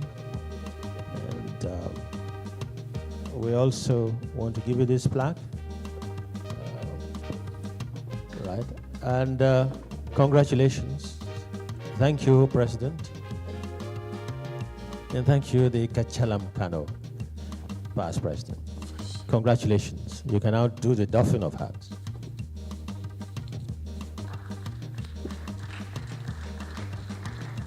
Next, please.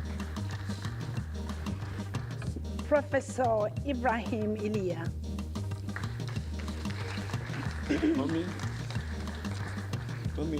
Professor Ibrahim Iliya is a professor of natural product chemistry. He is the former dean of the Faculty of Pharmacy, University of Maiduguri. He has many years of teaching, research, and mentoring experience. He has mentored and supervised many MSc and PhD students. He received the Japanese Society for the Promotion of Sciences postdoctoral fellowship.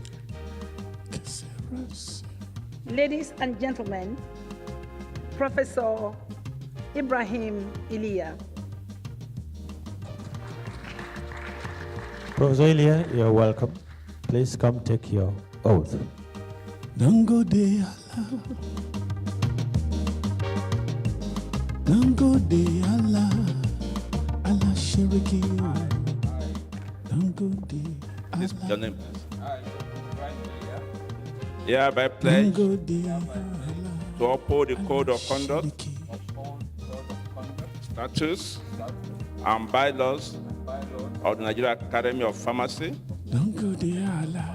I also pledge to contribute to the advancement of knowledge and the promotion of excellence in pharmacy to the best of my ability. So help me Allah. Thank you. May he be robed, please. You will see, ladies and gentlemen, that becoming a fellow is a unique occasion in your life, and that's why we're dealing with people individually. It's a moment of dignity that gives you a sense of self-actualization and fulfillment.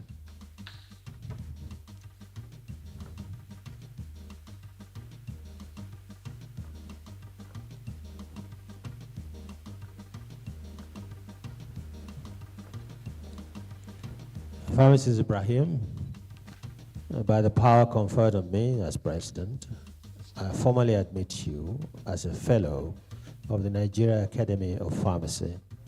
Congratulations. Your certificate is here, as well as the plaque. May I give this to you? And the plaque. And the plaque, as expected, carries a very similitude of you. Please be proud of these instruments. Congratulations. You may now doff your hat.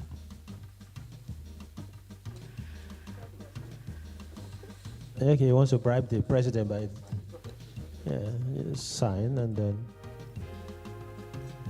Thank you.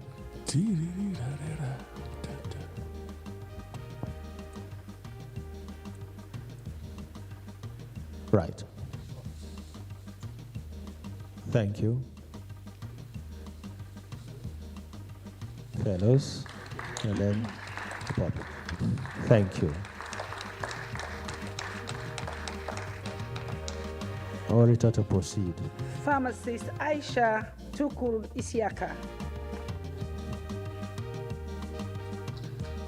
When I was just a little girl. Professor Pharmacist Aisha Tukur Isiaka is a graduate of ABU Zaria with experience in hospital, community, administrative, and public health practices. She is also a fellow Pharmaceutical Society of Nigeria, a fellow of West African Postgraduate College of Pharmacists, a member of Chartered Institute of Purchasing and Supply Management of Nigeria. I present to you, ladies and gentlemen, Pharmacist Aisha Tukur Isiaka. Thank you. You're welcome. I think what you should do is take your oath first from the learned silk. I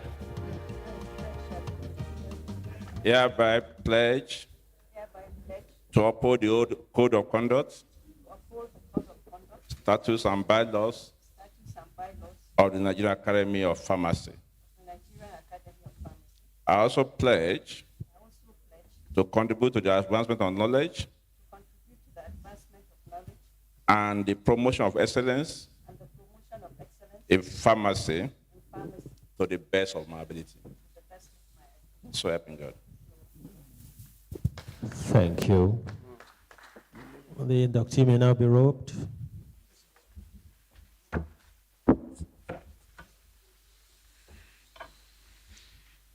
Be carefully robed. I understand that the president, past and present of the society, for reasons undisclosed, want to participate in the giving of the certificate. Would that be correct? what I will be. Thank you. Will Kindly I be sign. pretty? Will I be rich? Hear what my mother said. Thank you. Sarah, Sarah. Aisha, Whatever will be, will that's it. be. Keep it up. The food just not By the power out conferred on to me, see. Aisha, as president, I formally stay here. Sarah. I formally What admit will you be, as a fellow will be. of the Nigerian Academy of Pharmacy. Congratulations. When I grew up, You got I it. fell in love. I will now give you your certificate. What lies ahead? We will have rainbow. That's day your after certificate. day. I'm sure the presidents want to do something Hear about what she handling said that. to me. Oh, And then oh, here is your plaque with a lovely picture. whatever will be. So, The congratulations. food just not out to see. Right. Please let her go so we can go on. Oh, Thank you. my Aisha. Now, you may doff your heart as What will be, will be. That's a good one. When I was just thank you.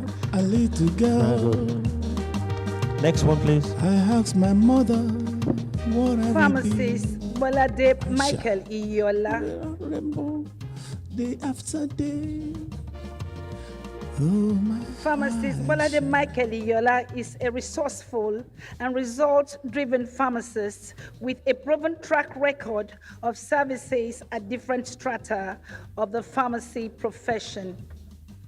Pharmacist Iyola is a fellow of the PSN and recipient of numerous awards for his exemplary contributions to the pharmacy profession and society. He is happily married and blessed with 3 God-fearing children. I present to you pharmacist Bolade Michael Iyola. Inductee would now approach the table and take his oath. This was your right hand. I, your name please, Michael Iyola, hereby pledge to uphold the code of conduct, statutes and bylaws of the Nigerian Academy of Pharmacy. I also pledge to contribute to the advancement of knowledge and the promotion of excellence in pharmacy to the best of my ability. So help me God. Well done. The inductee will now be robed.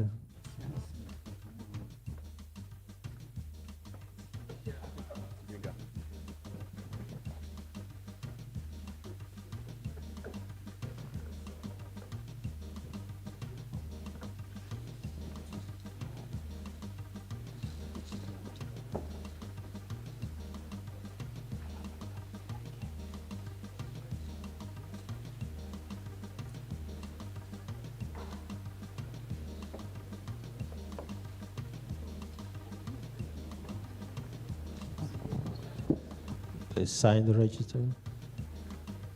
Sign the register. Thank you.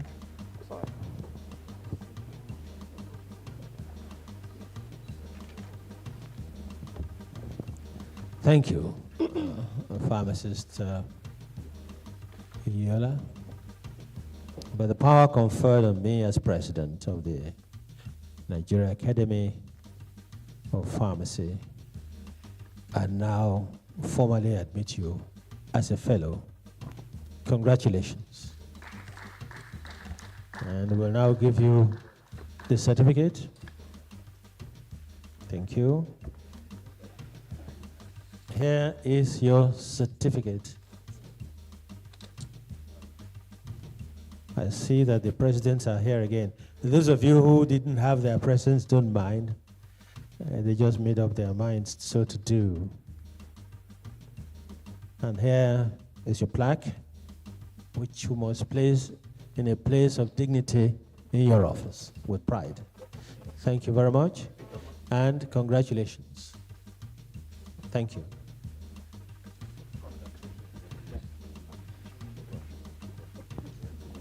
Thank you. The fellows.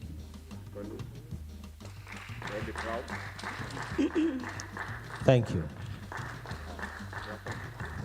Pharmacist Mrs. Folashade Olufunke Lawal.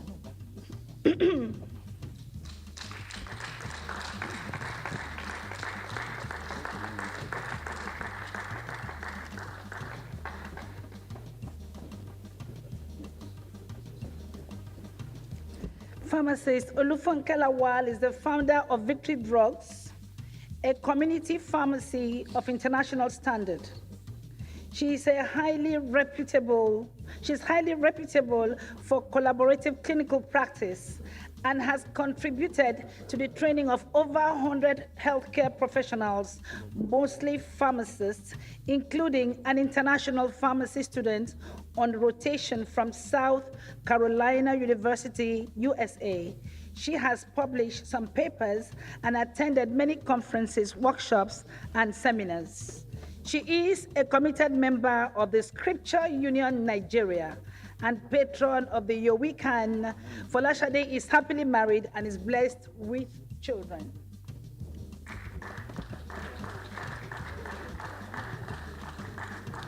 The inductee now approaches the learned silk and takes her oath.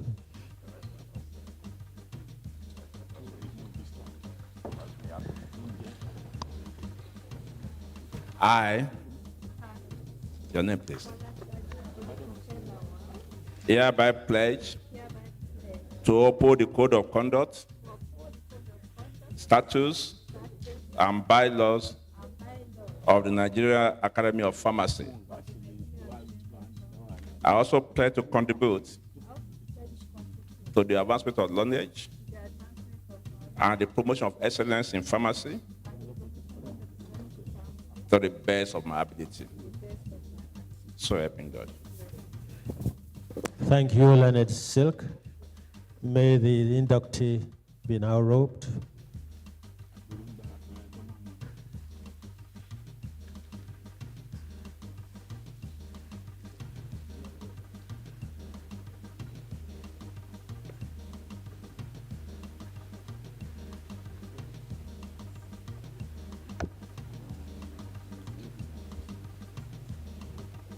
The inductee may now approach the table. Pharmacist Folashade, you have the same name as the Vice Chancellor of this university, and you have been selected. It's an honor, and I have no hesitation to say that by the power conferred on me as President of the Nigerian Academy of Pharmacy, I now formally admit you as a fellow. Congratulations.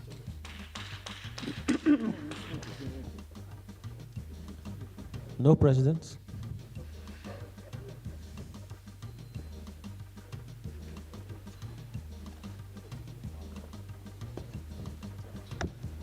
I think the chairman of ARPS, is she here?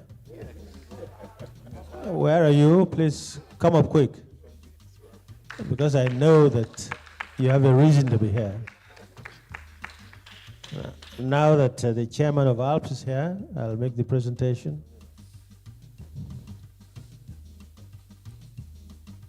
Just stay here. Never mind, yours is coming. So you take the certificate for the Shade. It's a recognition of your admission. You also take, she takes it. To celebrate. Right? Perhaps the president wants to shake hands with her. Right? Now, on behalf of the Academy, congratulations and welcome to the Academy. You may now doff your hat to the fellows.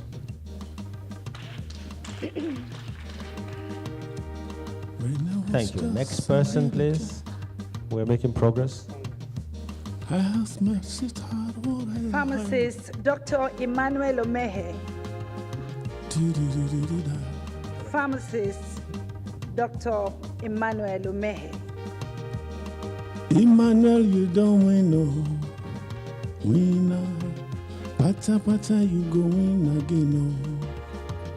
Pharmacist Dr. Emmanuel Omehe is an experienced pharmacist with over 34 years of experience in both Nigeria and USA, practicing in both settings for over 10 years. He is a member of the Board of Independent Pharmacy Academy of Texas Pharmacy Association, developing various advocacy and legislative priorities. He is currently a fellow and treasurer of the Nigerian Association of Pharmacists and Pharmaceutical Scientists in the Americas. Ladies and gentlemen, I present to you pharmacist Emmanuel Azubuike Omehe. Pharmacist Azu, you're very active to represent the profession in the diaspora. We're happy that you are here. We know of your profile, you're very active. Please take the oath now. I, your name please. Hereby pledge to uphold the code of conduct, statutes, and bylaws of the Nigerian Academy of Pharmacy. I also pledge to contribute to the advancement of knowledge and the promotion of excellence in pharmacy to the best of my ability. So help me God. Well done. The inductee will now be robed.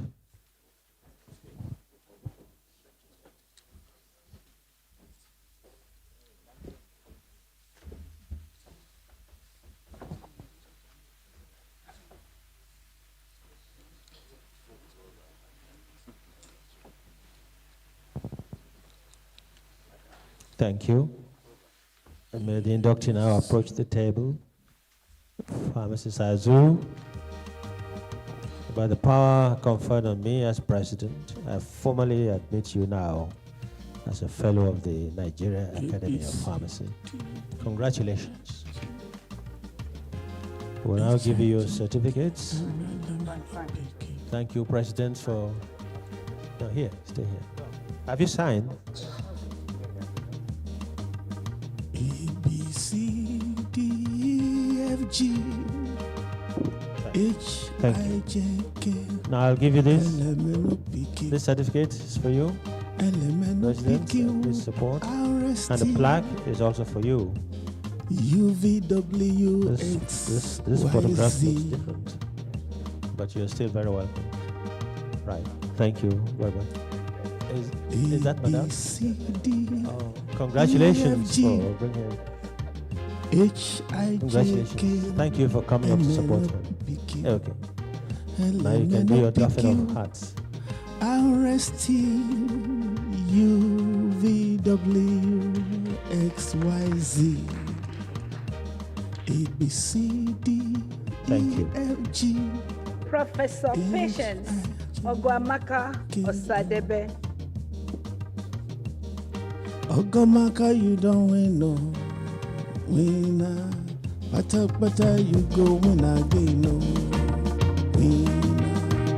Winner, oh. Pharmacist. Ogwamaka, winner. Pharmacist Patience, Professor Patience Ogwamaka Osadebe is the first professor of pharmaceutical and medicinal chemistry and the first female substantive dean of the Faculty of Pharmaceutical Sciences, UNN. She is the first female dean of the School of Postgraduate Studies of the University of Nigeria. She is a fellow of the Nigerian Academy of Science. Professor Osadebe has published over 100 articles and presented over 30 papers at conferences and workshops. Ladies and gentlemen, Professor Patience Ogwamaka Osadebe.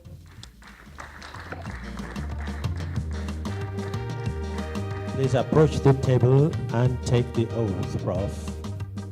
Or can you write that up? You don't I. know.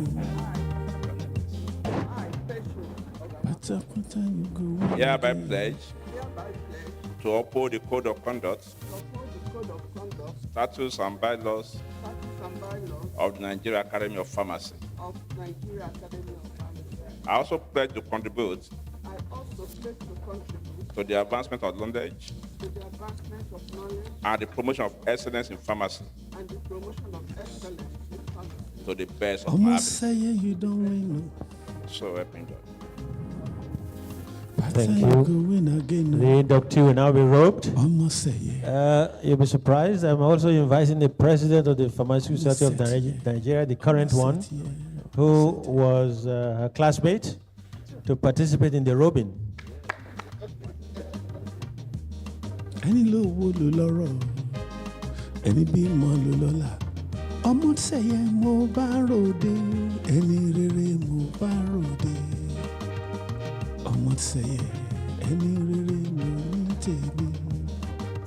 Thank you.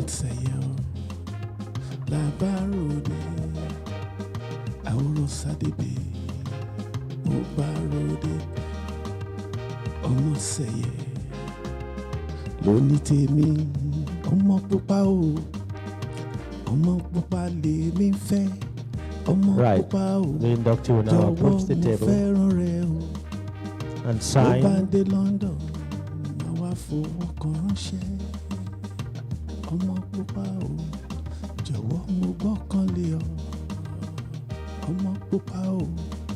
Thank you, Pharmacist Osadebe. You have a wonderful track record. We're proud of you. The Academy looks out for the best in academia, the best in public service, and the best in the corporate world. You are one of such, and you know you deserve it. So, by the power conferred on me as president of the Nigerian Academy of Pharmacy, I now formally admit you as a fellow. Congratulations. We'll now give you your certificate. This way. That's your certificate there. That's your certificate. And that is the plaque. You are a fellow of the Academy of Science. So double congratulations to you. Congratulations. You were now there. Akajova nemema Olwebubeya Keneluere nememo Izi ikendu Kenedigi atata Akaya Akajova nemema Next one, please. Okay. Adewale Oyenuga. Olwebubeya Keneluere nemema Osadebe Easy can do. Kennedy Atata. Yes, please. Akaya. Pharmacist Adewale Oyenuga, FPSN, FCPA, MNI. Pharmacist Adewale Oyenuga is a committed.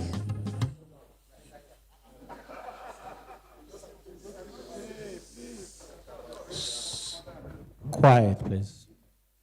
Gentlemen and ladies, please. Thank you. Pharmacist Adewale Oyenuga is a committed pharmacist. He has dedicated a significant part of his career to the development and growth of the pharmacy profession through participation in policy formulation, formation and development of industry groups, and also through provision of training, coaching, and mentoring for younger pharmacists. Several of those who benefited from his coaching and mentoring roles are now directors and senior executives in the pharma industries today. It is an honor to present to you all Pharmacist Adewale Oyenuga. Please approach the table and take the oath. Right hand. I hereby pledge to uphold the code of conduct, statutes, and bylaws of the Nigerian Academy of Pharmacy. I also pledge to contribute to the advancement of knowledge and the promotion of excellence in pharmacy to the best of my ability. So help me God. Thank you. And thank you, Leonard Silk, again. The inductee will now be robed by the designated officials.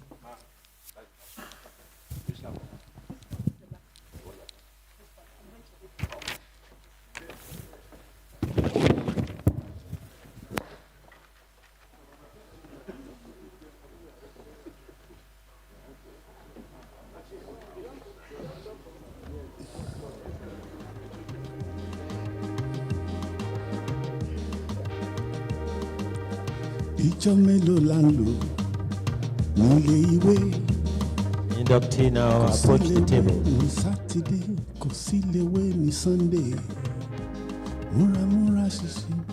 Please sign at the appropriate place.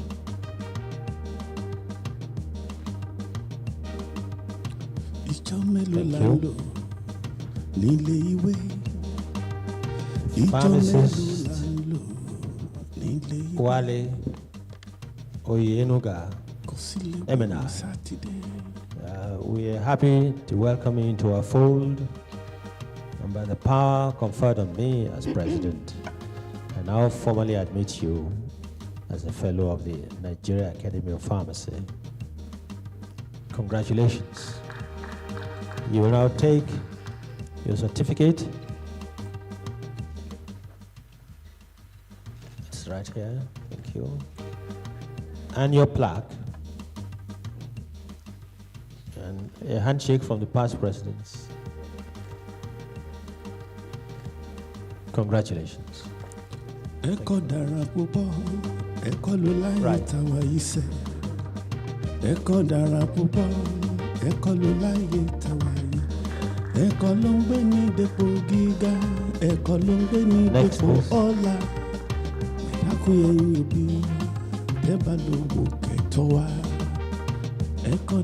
Next, Pharmacist Olufunke Adebola Sodipo.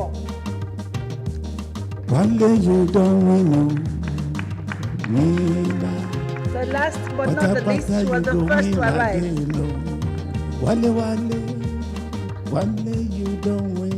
Pharmacist Professor Lady Olufunke Adebola Sodipo, B.Pharm, MSc, PhD, FPC Pharm, FCSN, FAIPH, FICCON, FPSN, JP.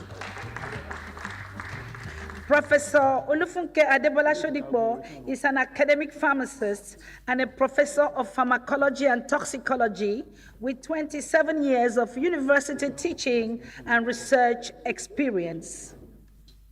Lady Olufunke Adebola Sodipo has to her credit over 120 publications in peer-reviewed international and national journals. She is happily married to Professor Sir Uluwole Adebayo Sodipo with children. Ladies and gentlemen, I present to you the last but not the least, Lady Professor Pharmacist Olufunke Adebola Sodipo. Pharmacist Olufunke, you are a professor of many qualifications. Also married to another professor, distinguished in his own right.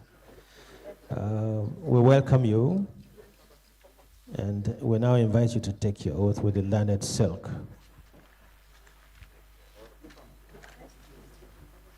I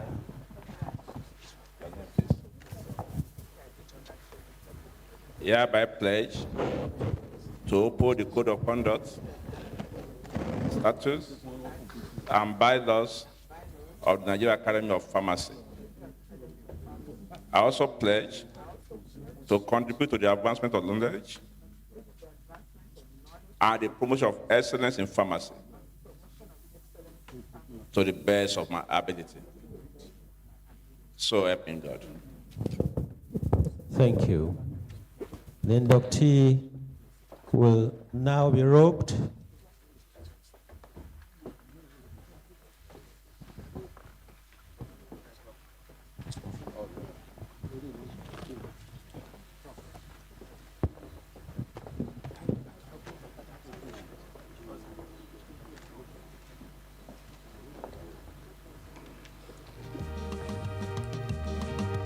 Ẹ̀kọ́ dára púpọ̀, ẹ̀kọ́ ló láyé táwa yìí sẹ́. Ẹ̀kọ́ dára púpọ̀, ẹ̀kọ́ ló láyé táwa yìí sẹ́. Ẹ̀kọ́ ló ń gbé ní dépò gíga, ẹ̀kọ́ ló ń gbé ní dépò ọlá. Ẹ dákun yé ẹ̀yin òbí wa, tẹ́ bá lówó kẹjọ kẹtọ́ wa. The inductee having been robed properly, it's my pleasure to address you as follows. By the power conferred on me as president of the Nigerian Academy of Pharmacy, I now formally admit you as a fellow of the Academy. Congratulations. Congratulations. Please sign in the appropriate place. And we shall now give you your certificate, but you can't do that just here. I'd like your husband to be on your side. That's Professor and Professor Mrs. This is the certificate. I'm going to hand it jointly to both of you. And this is the plaque. There's a plaque for you. And the president will now give you a handshake to congratulate you.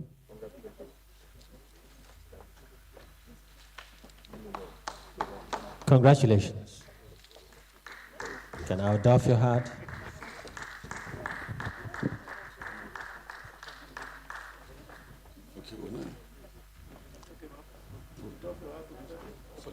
Next is.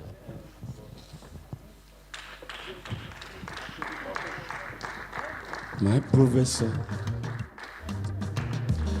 teach me ABC. Maybe I may be doctor.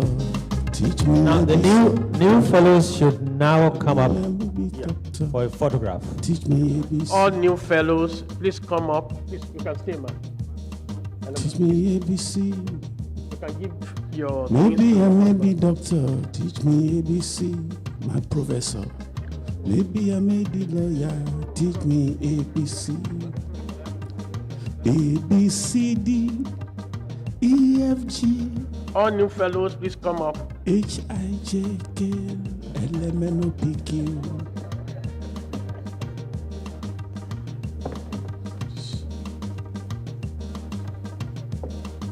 D, D, D, D. Da, da, D, da, da.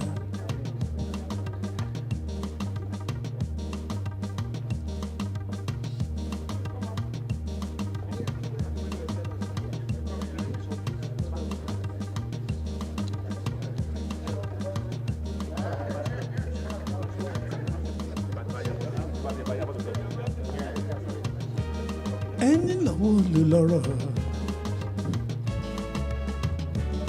ẹni lówó ló lọ́rọ̀, ẹni bímọ ló lọ́lá.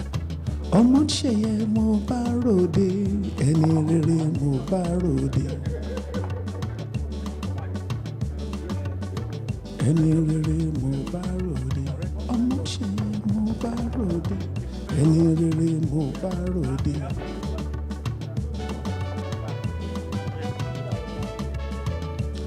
Down the way where the nights are gay, where the sunshine daily on the mountain top.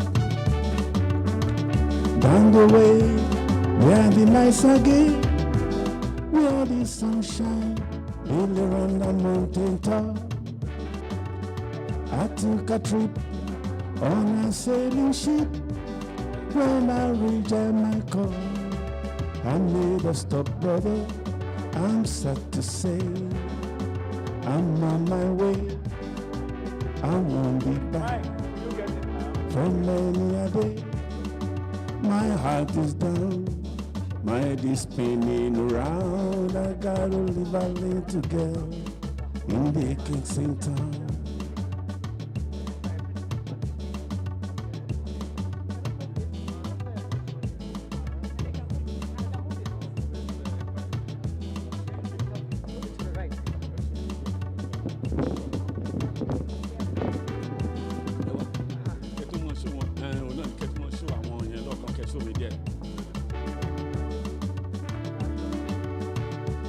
Down the way where the nights again, where the sunshine, in around the mountain top. I took a trip on a sailing ship. When I reached Jamaica, I made a stop, brother. I'm sad to say, I'm on my way. I won't be back for many a day. My heart is down, my head is spinning around. I got to live a little girl in the Kingston town. I'm sad to say, I'm on my way. I won't be back for many a day. My heart is down, my head is spinning around. I got to live a little girl in the Kingston town. Sound of laughter everywhere. The old fellows, please come up for your photograph. Wanted to Old fellows, please come up. I must declare that my heart is there. Though I've been to my ring, I'm not You fellows can go, old fellows come. I'm sad to say, I'm on my way. I won't be back for many a day. My heart is down, my head is turning around. I gotta live a little girl in the Kingston town. I'm sad to say, I'm on my way. I won't be back for many a day. My heart is down, my head is spinning around. I gotta live a little fellows only in the Kingston town. Old fellows only. Are everywhere. When the dancing girl wanted to roll, I must declare that my heart is there. Where I've been to my room, I'm not sick, brother. I'm sad to say, I'm on my way. I won't be back for many a day. My heart is down, my head is spinning around. Old fellows, please. A little girl in the Kingston town. Tuma, Eko Darakupo, Eko Lulaye Tawaye se. Eko Darakupo, Eko Lulaye Tawaye. Eko Lumbeni Beko Giga, Eko Lumbeni Beko Ola. Edakuye Ubuwa, Teba Lulo Woketawa. Eko Darakupo, Eko Lulaye Tawaye se. Eko Darakupo, Eko Lulaye Tawaye se. Eko Lumbeni Beko Giga, Eko Lumbeni Beko Ola. Edakuye Ubuwa, Teba Lulo Woketawa. Eko Darakupo. Can we have some silence, please? Hello. The next photograph will be for everybody. Okay, no. Please. Next photograph is for everybody. Okay.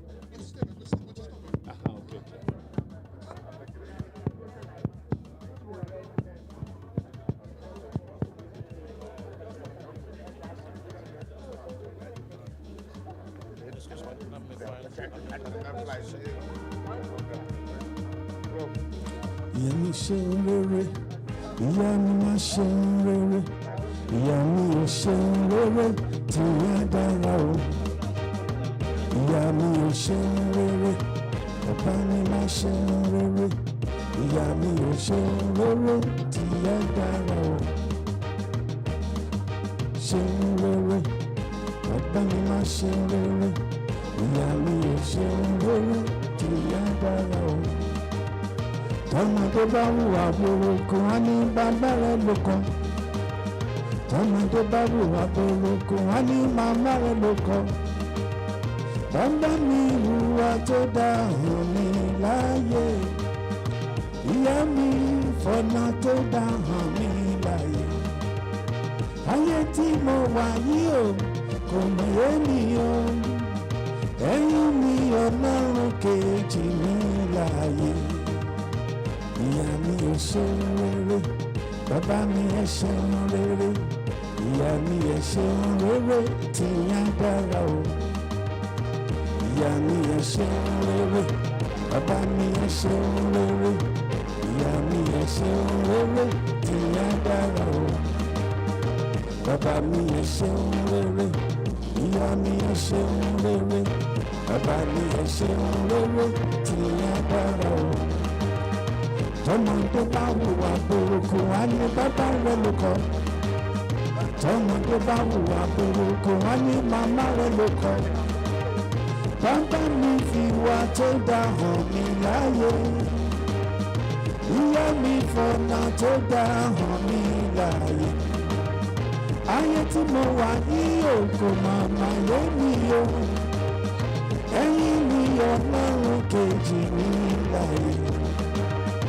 Tọ́mọdé bá hùwà burúkú wá ní bàbá rẹ̀ ló kọ́. Tọ́mọdé bá hùwà burúkú wá ní màmá rẹ̀ ló kọ́. Ṣùgbọ́n bàbá mi fọ̀nà tó dá hàn mí láyé. Ìyá mi fọ̀nà tó dá hàn mí láyé. Ayé tí mo wà yìí kò màmá yé mi tó. Ṣùgbọ́n ẹ̀yin ni Ọlọ́run kejì mi láyé. Bàbá mi ò ṣe rere, ìyá mi máa ṣe rere, bàbá mi ò ṣe rere tí ìyá dára o.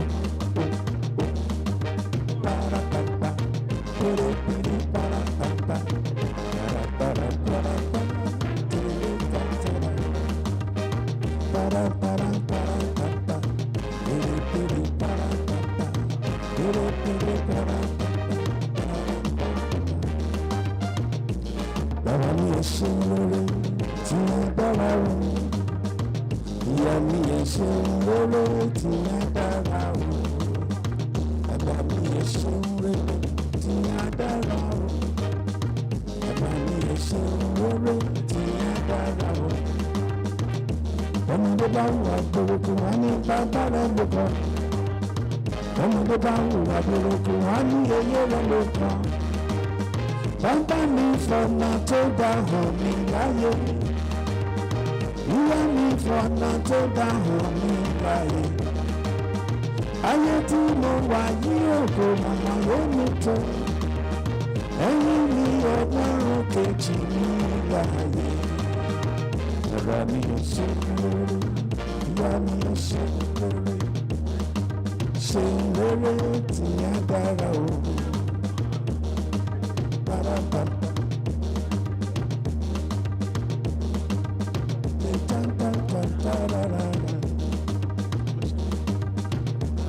Ẹni lọ́wọ́ lọ lọ́rọ̀, ẹni bí mo lọ lọ́la, ẹni ṣèyẹ mo bá ròde, ẹni rere mo bá ròde.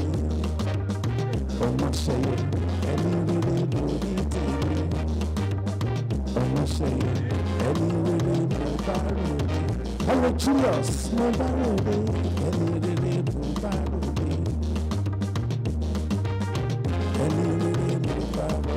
Hello Margaret Ibu, mo bá ròde, ẹni rere mo bá ròde. STLT, kò ní bàjẹ́, ẹni rere mo bá ròde.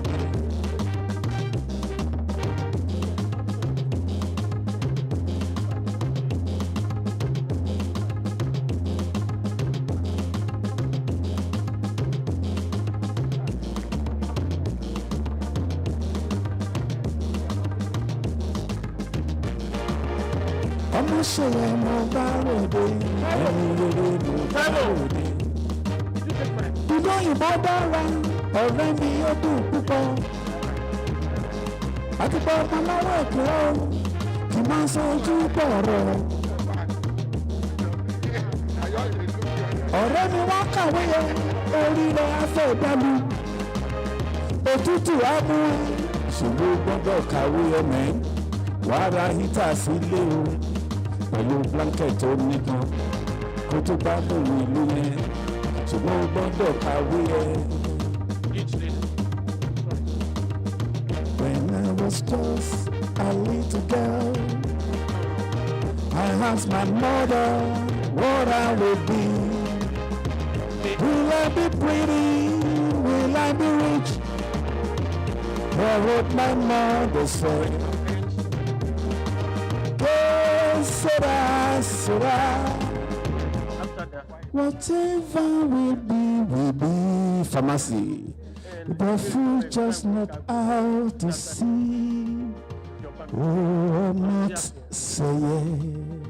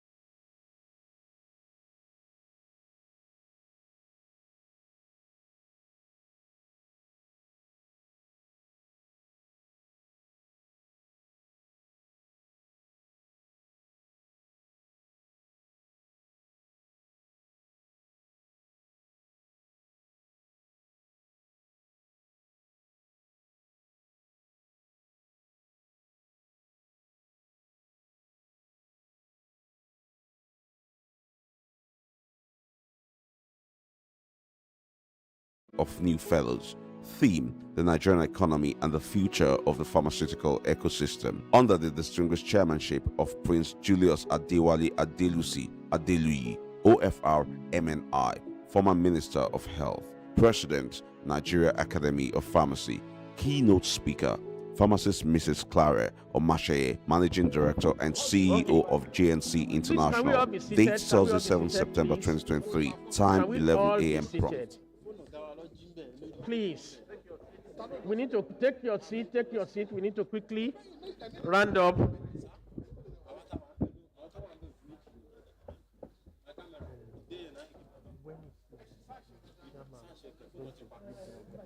That's very bad character. No, the one is the speech now, the acceptance speech. No, but we are supposed to give him a plaque.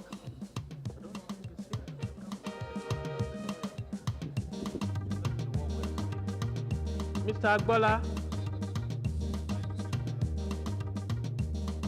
Across the sea. Okay. All right. I have a dream. May we call, sorry please. Thank you. May we call on Professor Mrs. Shodipo to please come and speak on behalf of the new inductees. Oh yeah, we have to move this. After that, you can do the presentation to Claire.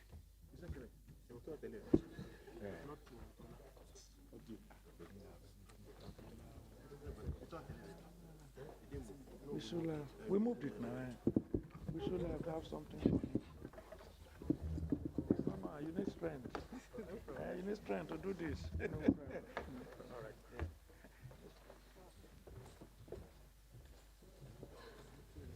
The President of the Academy, and I would like to abide by the already established protocol. I'd like to thank the Academy for finding us worthy to be part of it. So we are now part of you. This is a call to service. And we promise that we shall live up to that. Amen. Thank you very much.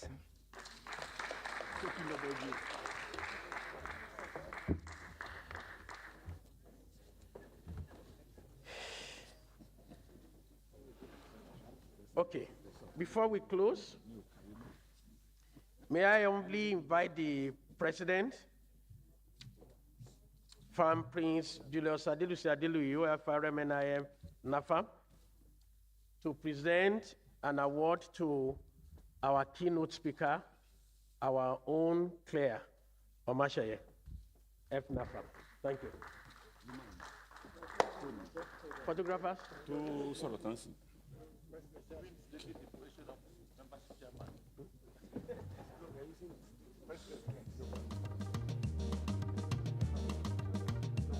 Mami o, wá pẹ́ láyé. Mami o, ẹ máa jẹun ọmọ. Ẹni bá ní kò ní rí bẹ́ẹ̀ tìrà. Àfọlójú kò sẹ́nu tírélà, àrùn tún kẹ́.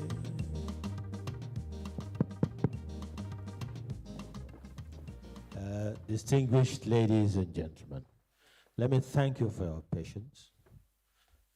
Here we are. We've conducted ourselves so well, in such a dignified way that anybody will be proud of all of us. But one of the most crucial points of this program was the guest speaker's presentation. And I'm happy that we are using one of us, a fellow of the Academy, to speak to us. As we used to say in the olden days, why go all the way to Sokoto to find what is in your Sokoto? Why go to other places? Many of you will be so challenged in the future. She has set a standard to invite you to make a speech. It's got to be at that level. We are very proud of you, dear Sister Clare. You've done a lot of homework. This document will be passed to all members of the Academy. Nobody could have done it better. And that's why on behalf of the Academy, we would like to make a presentation to you.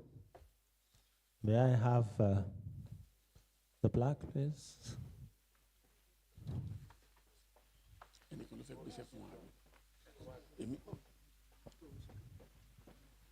Thank you very much. This plaque is an appreciation award plaque. You know, you're a lady of many plaques. But this one is from your community. And so it says, presented to pharmacist Clare Omatseye, NAPharm, fellow of the Nigerian Economy of Pharmacy, as the keynote speaker on the occasion of the Fellows Nigerian Academy of Pharmacies induction. Dated this 7th of September, Thursday, 2023. So, please give an applause to her as I present this to her. Congratulations.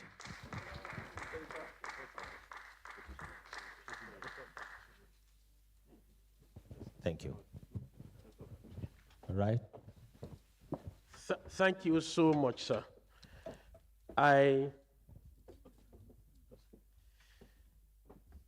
May I humbly invite the President, Pharm Prince Julius Adelusi Adeluyi, Pharm NAPharm, to close the Academy Assembly to confer fellowship awards.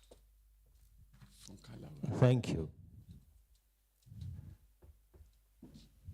I hereby declare the Academy Assembly closed for the purpose of conferring fellowship awards.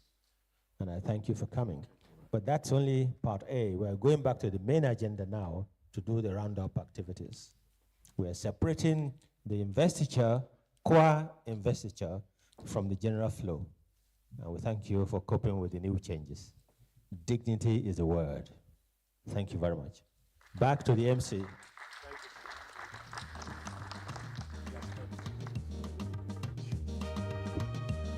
Thank you very much. I hereby increase again. All right, ladies and gentlemen, it's been a very beautiful occasion. I'm sure you all agree with me. It's one of the most beautiful events in the Nigerian pharmaceutical calendar.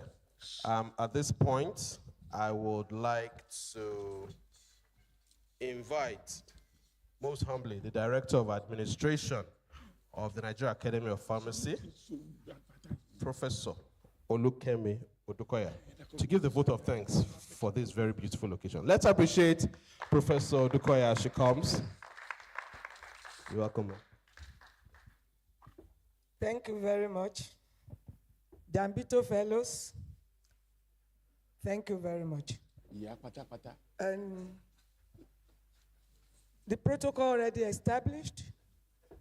The President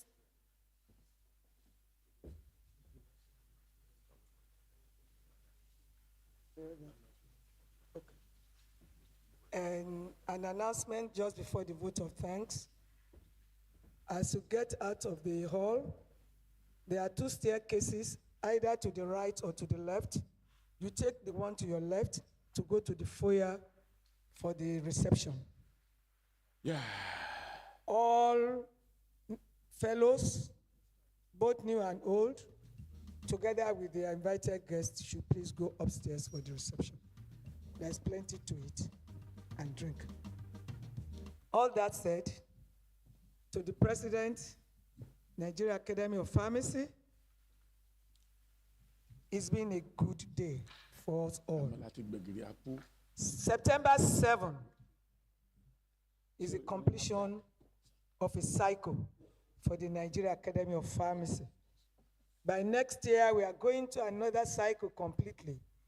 So for the new fellows today, you are lucky to have been part of the first cycle in the life history of the Academy.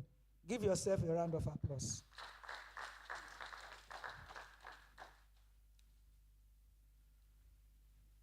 The event today started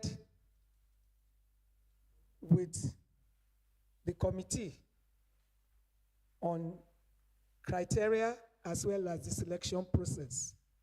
And it wasn't an easy work at all. It has been days and nights of hard work to see to the success of today. To the chairman and members of that committee, led by Sir Enebeli, thank you very much for all your efforts. To the nominees of the nominators, thank you very much too. Without you, the chairs will have been empty today.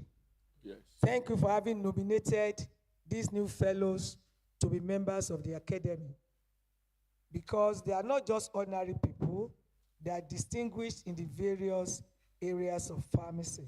Thank you. To our sponsors, seeing to the success of today, I say a big thank you to them too. To the University of Lagos for hosting us in this hall, because many are called, few are chosen.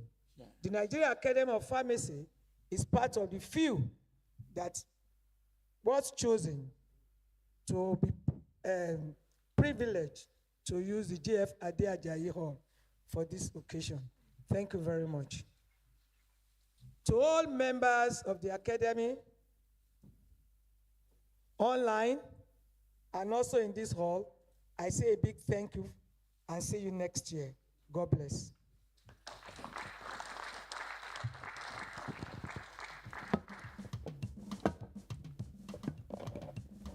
Thank you, Professor Odukoya.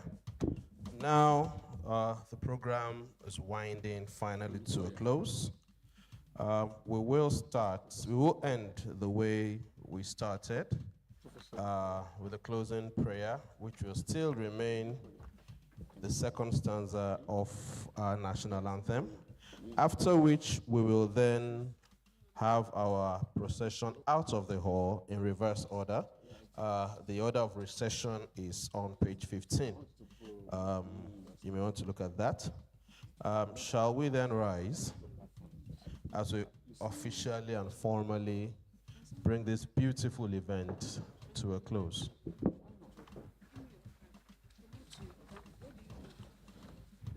So we go.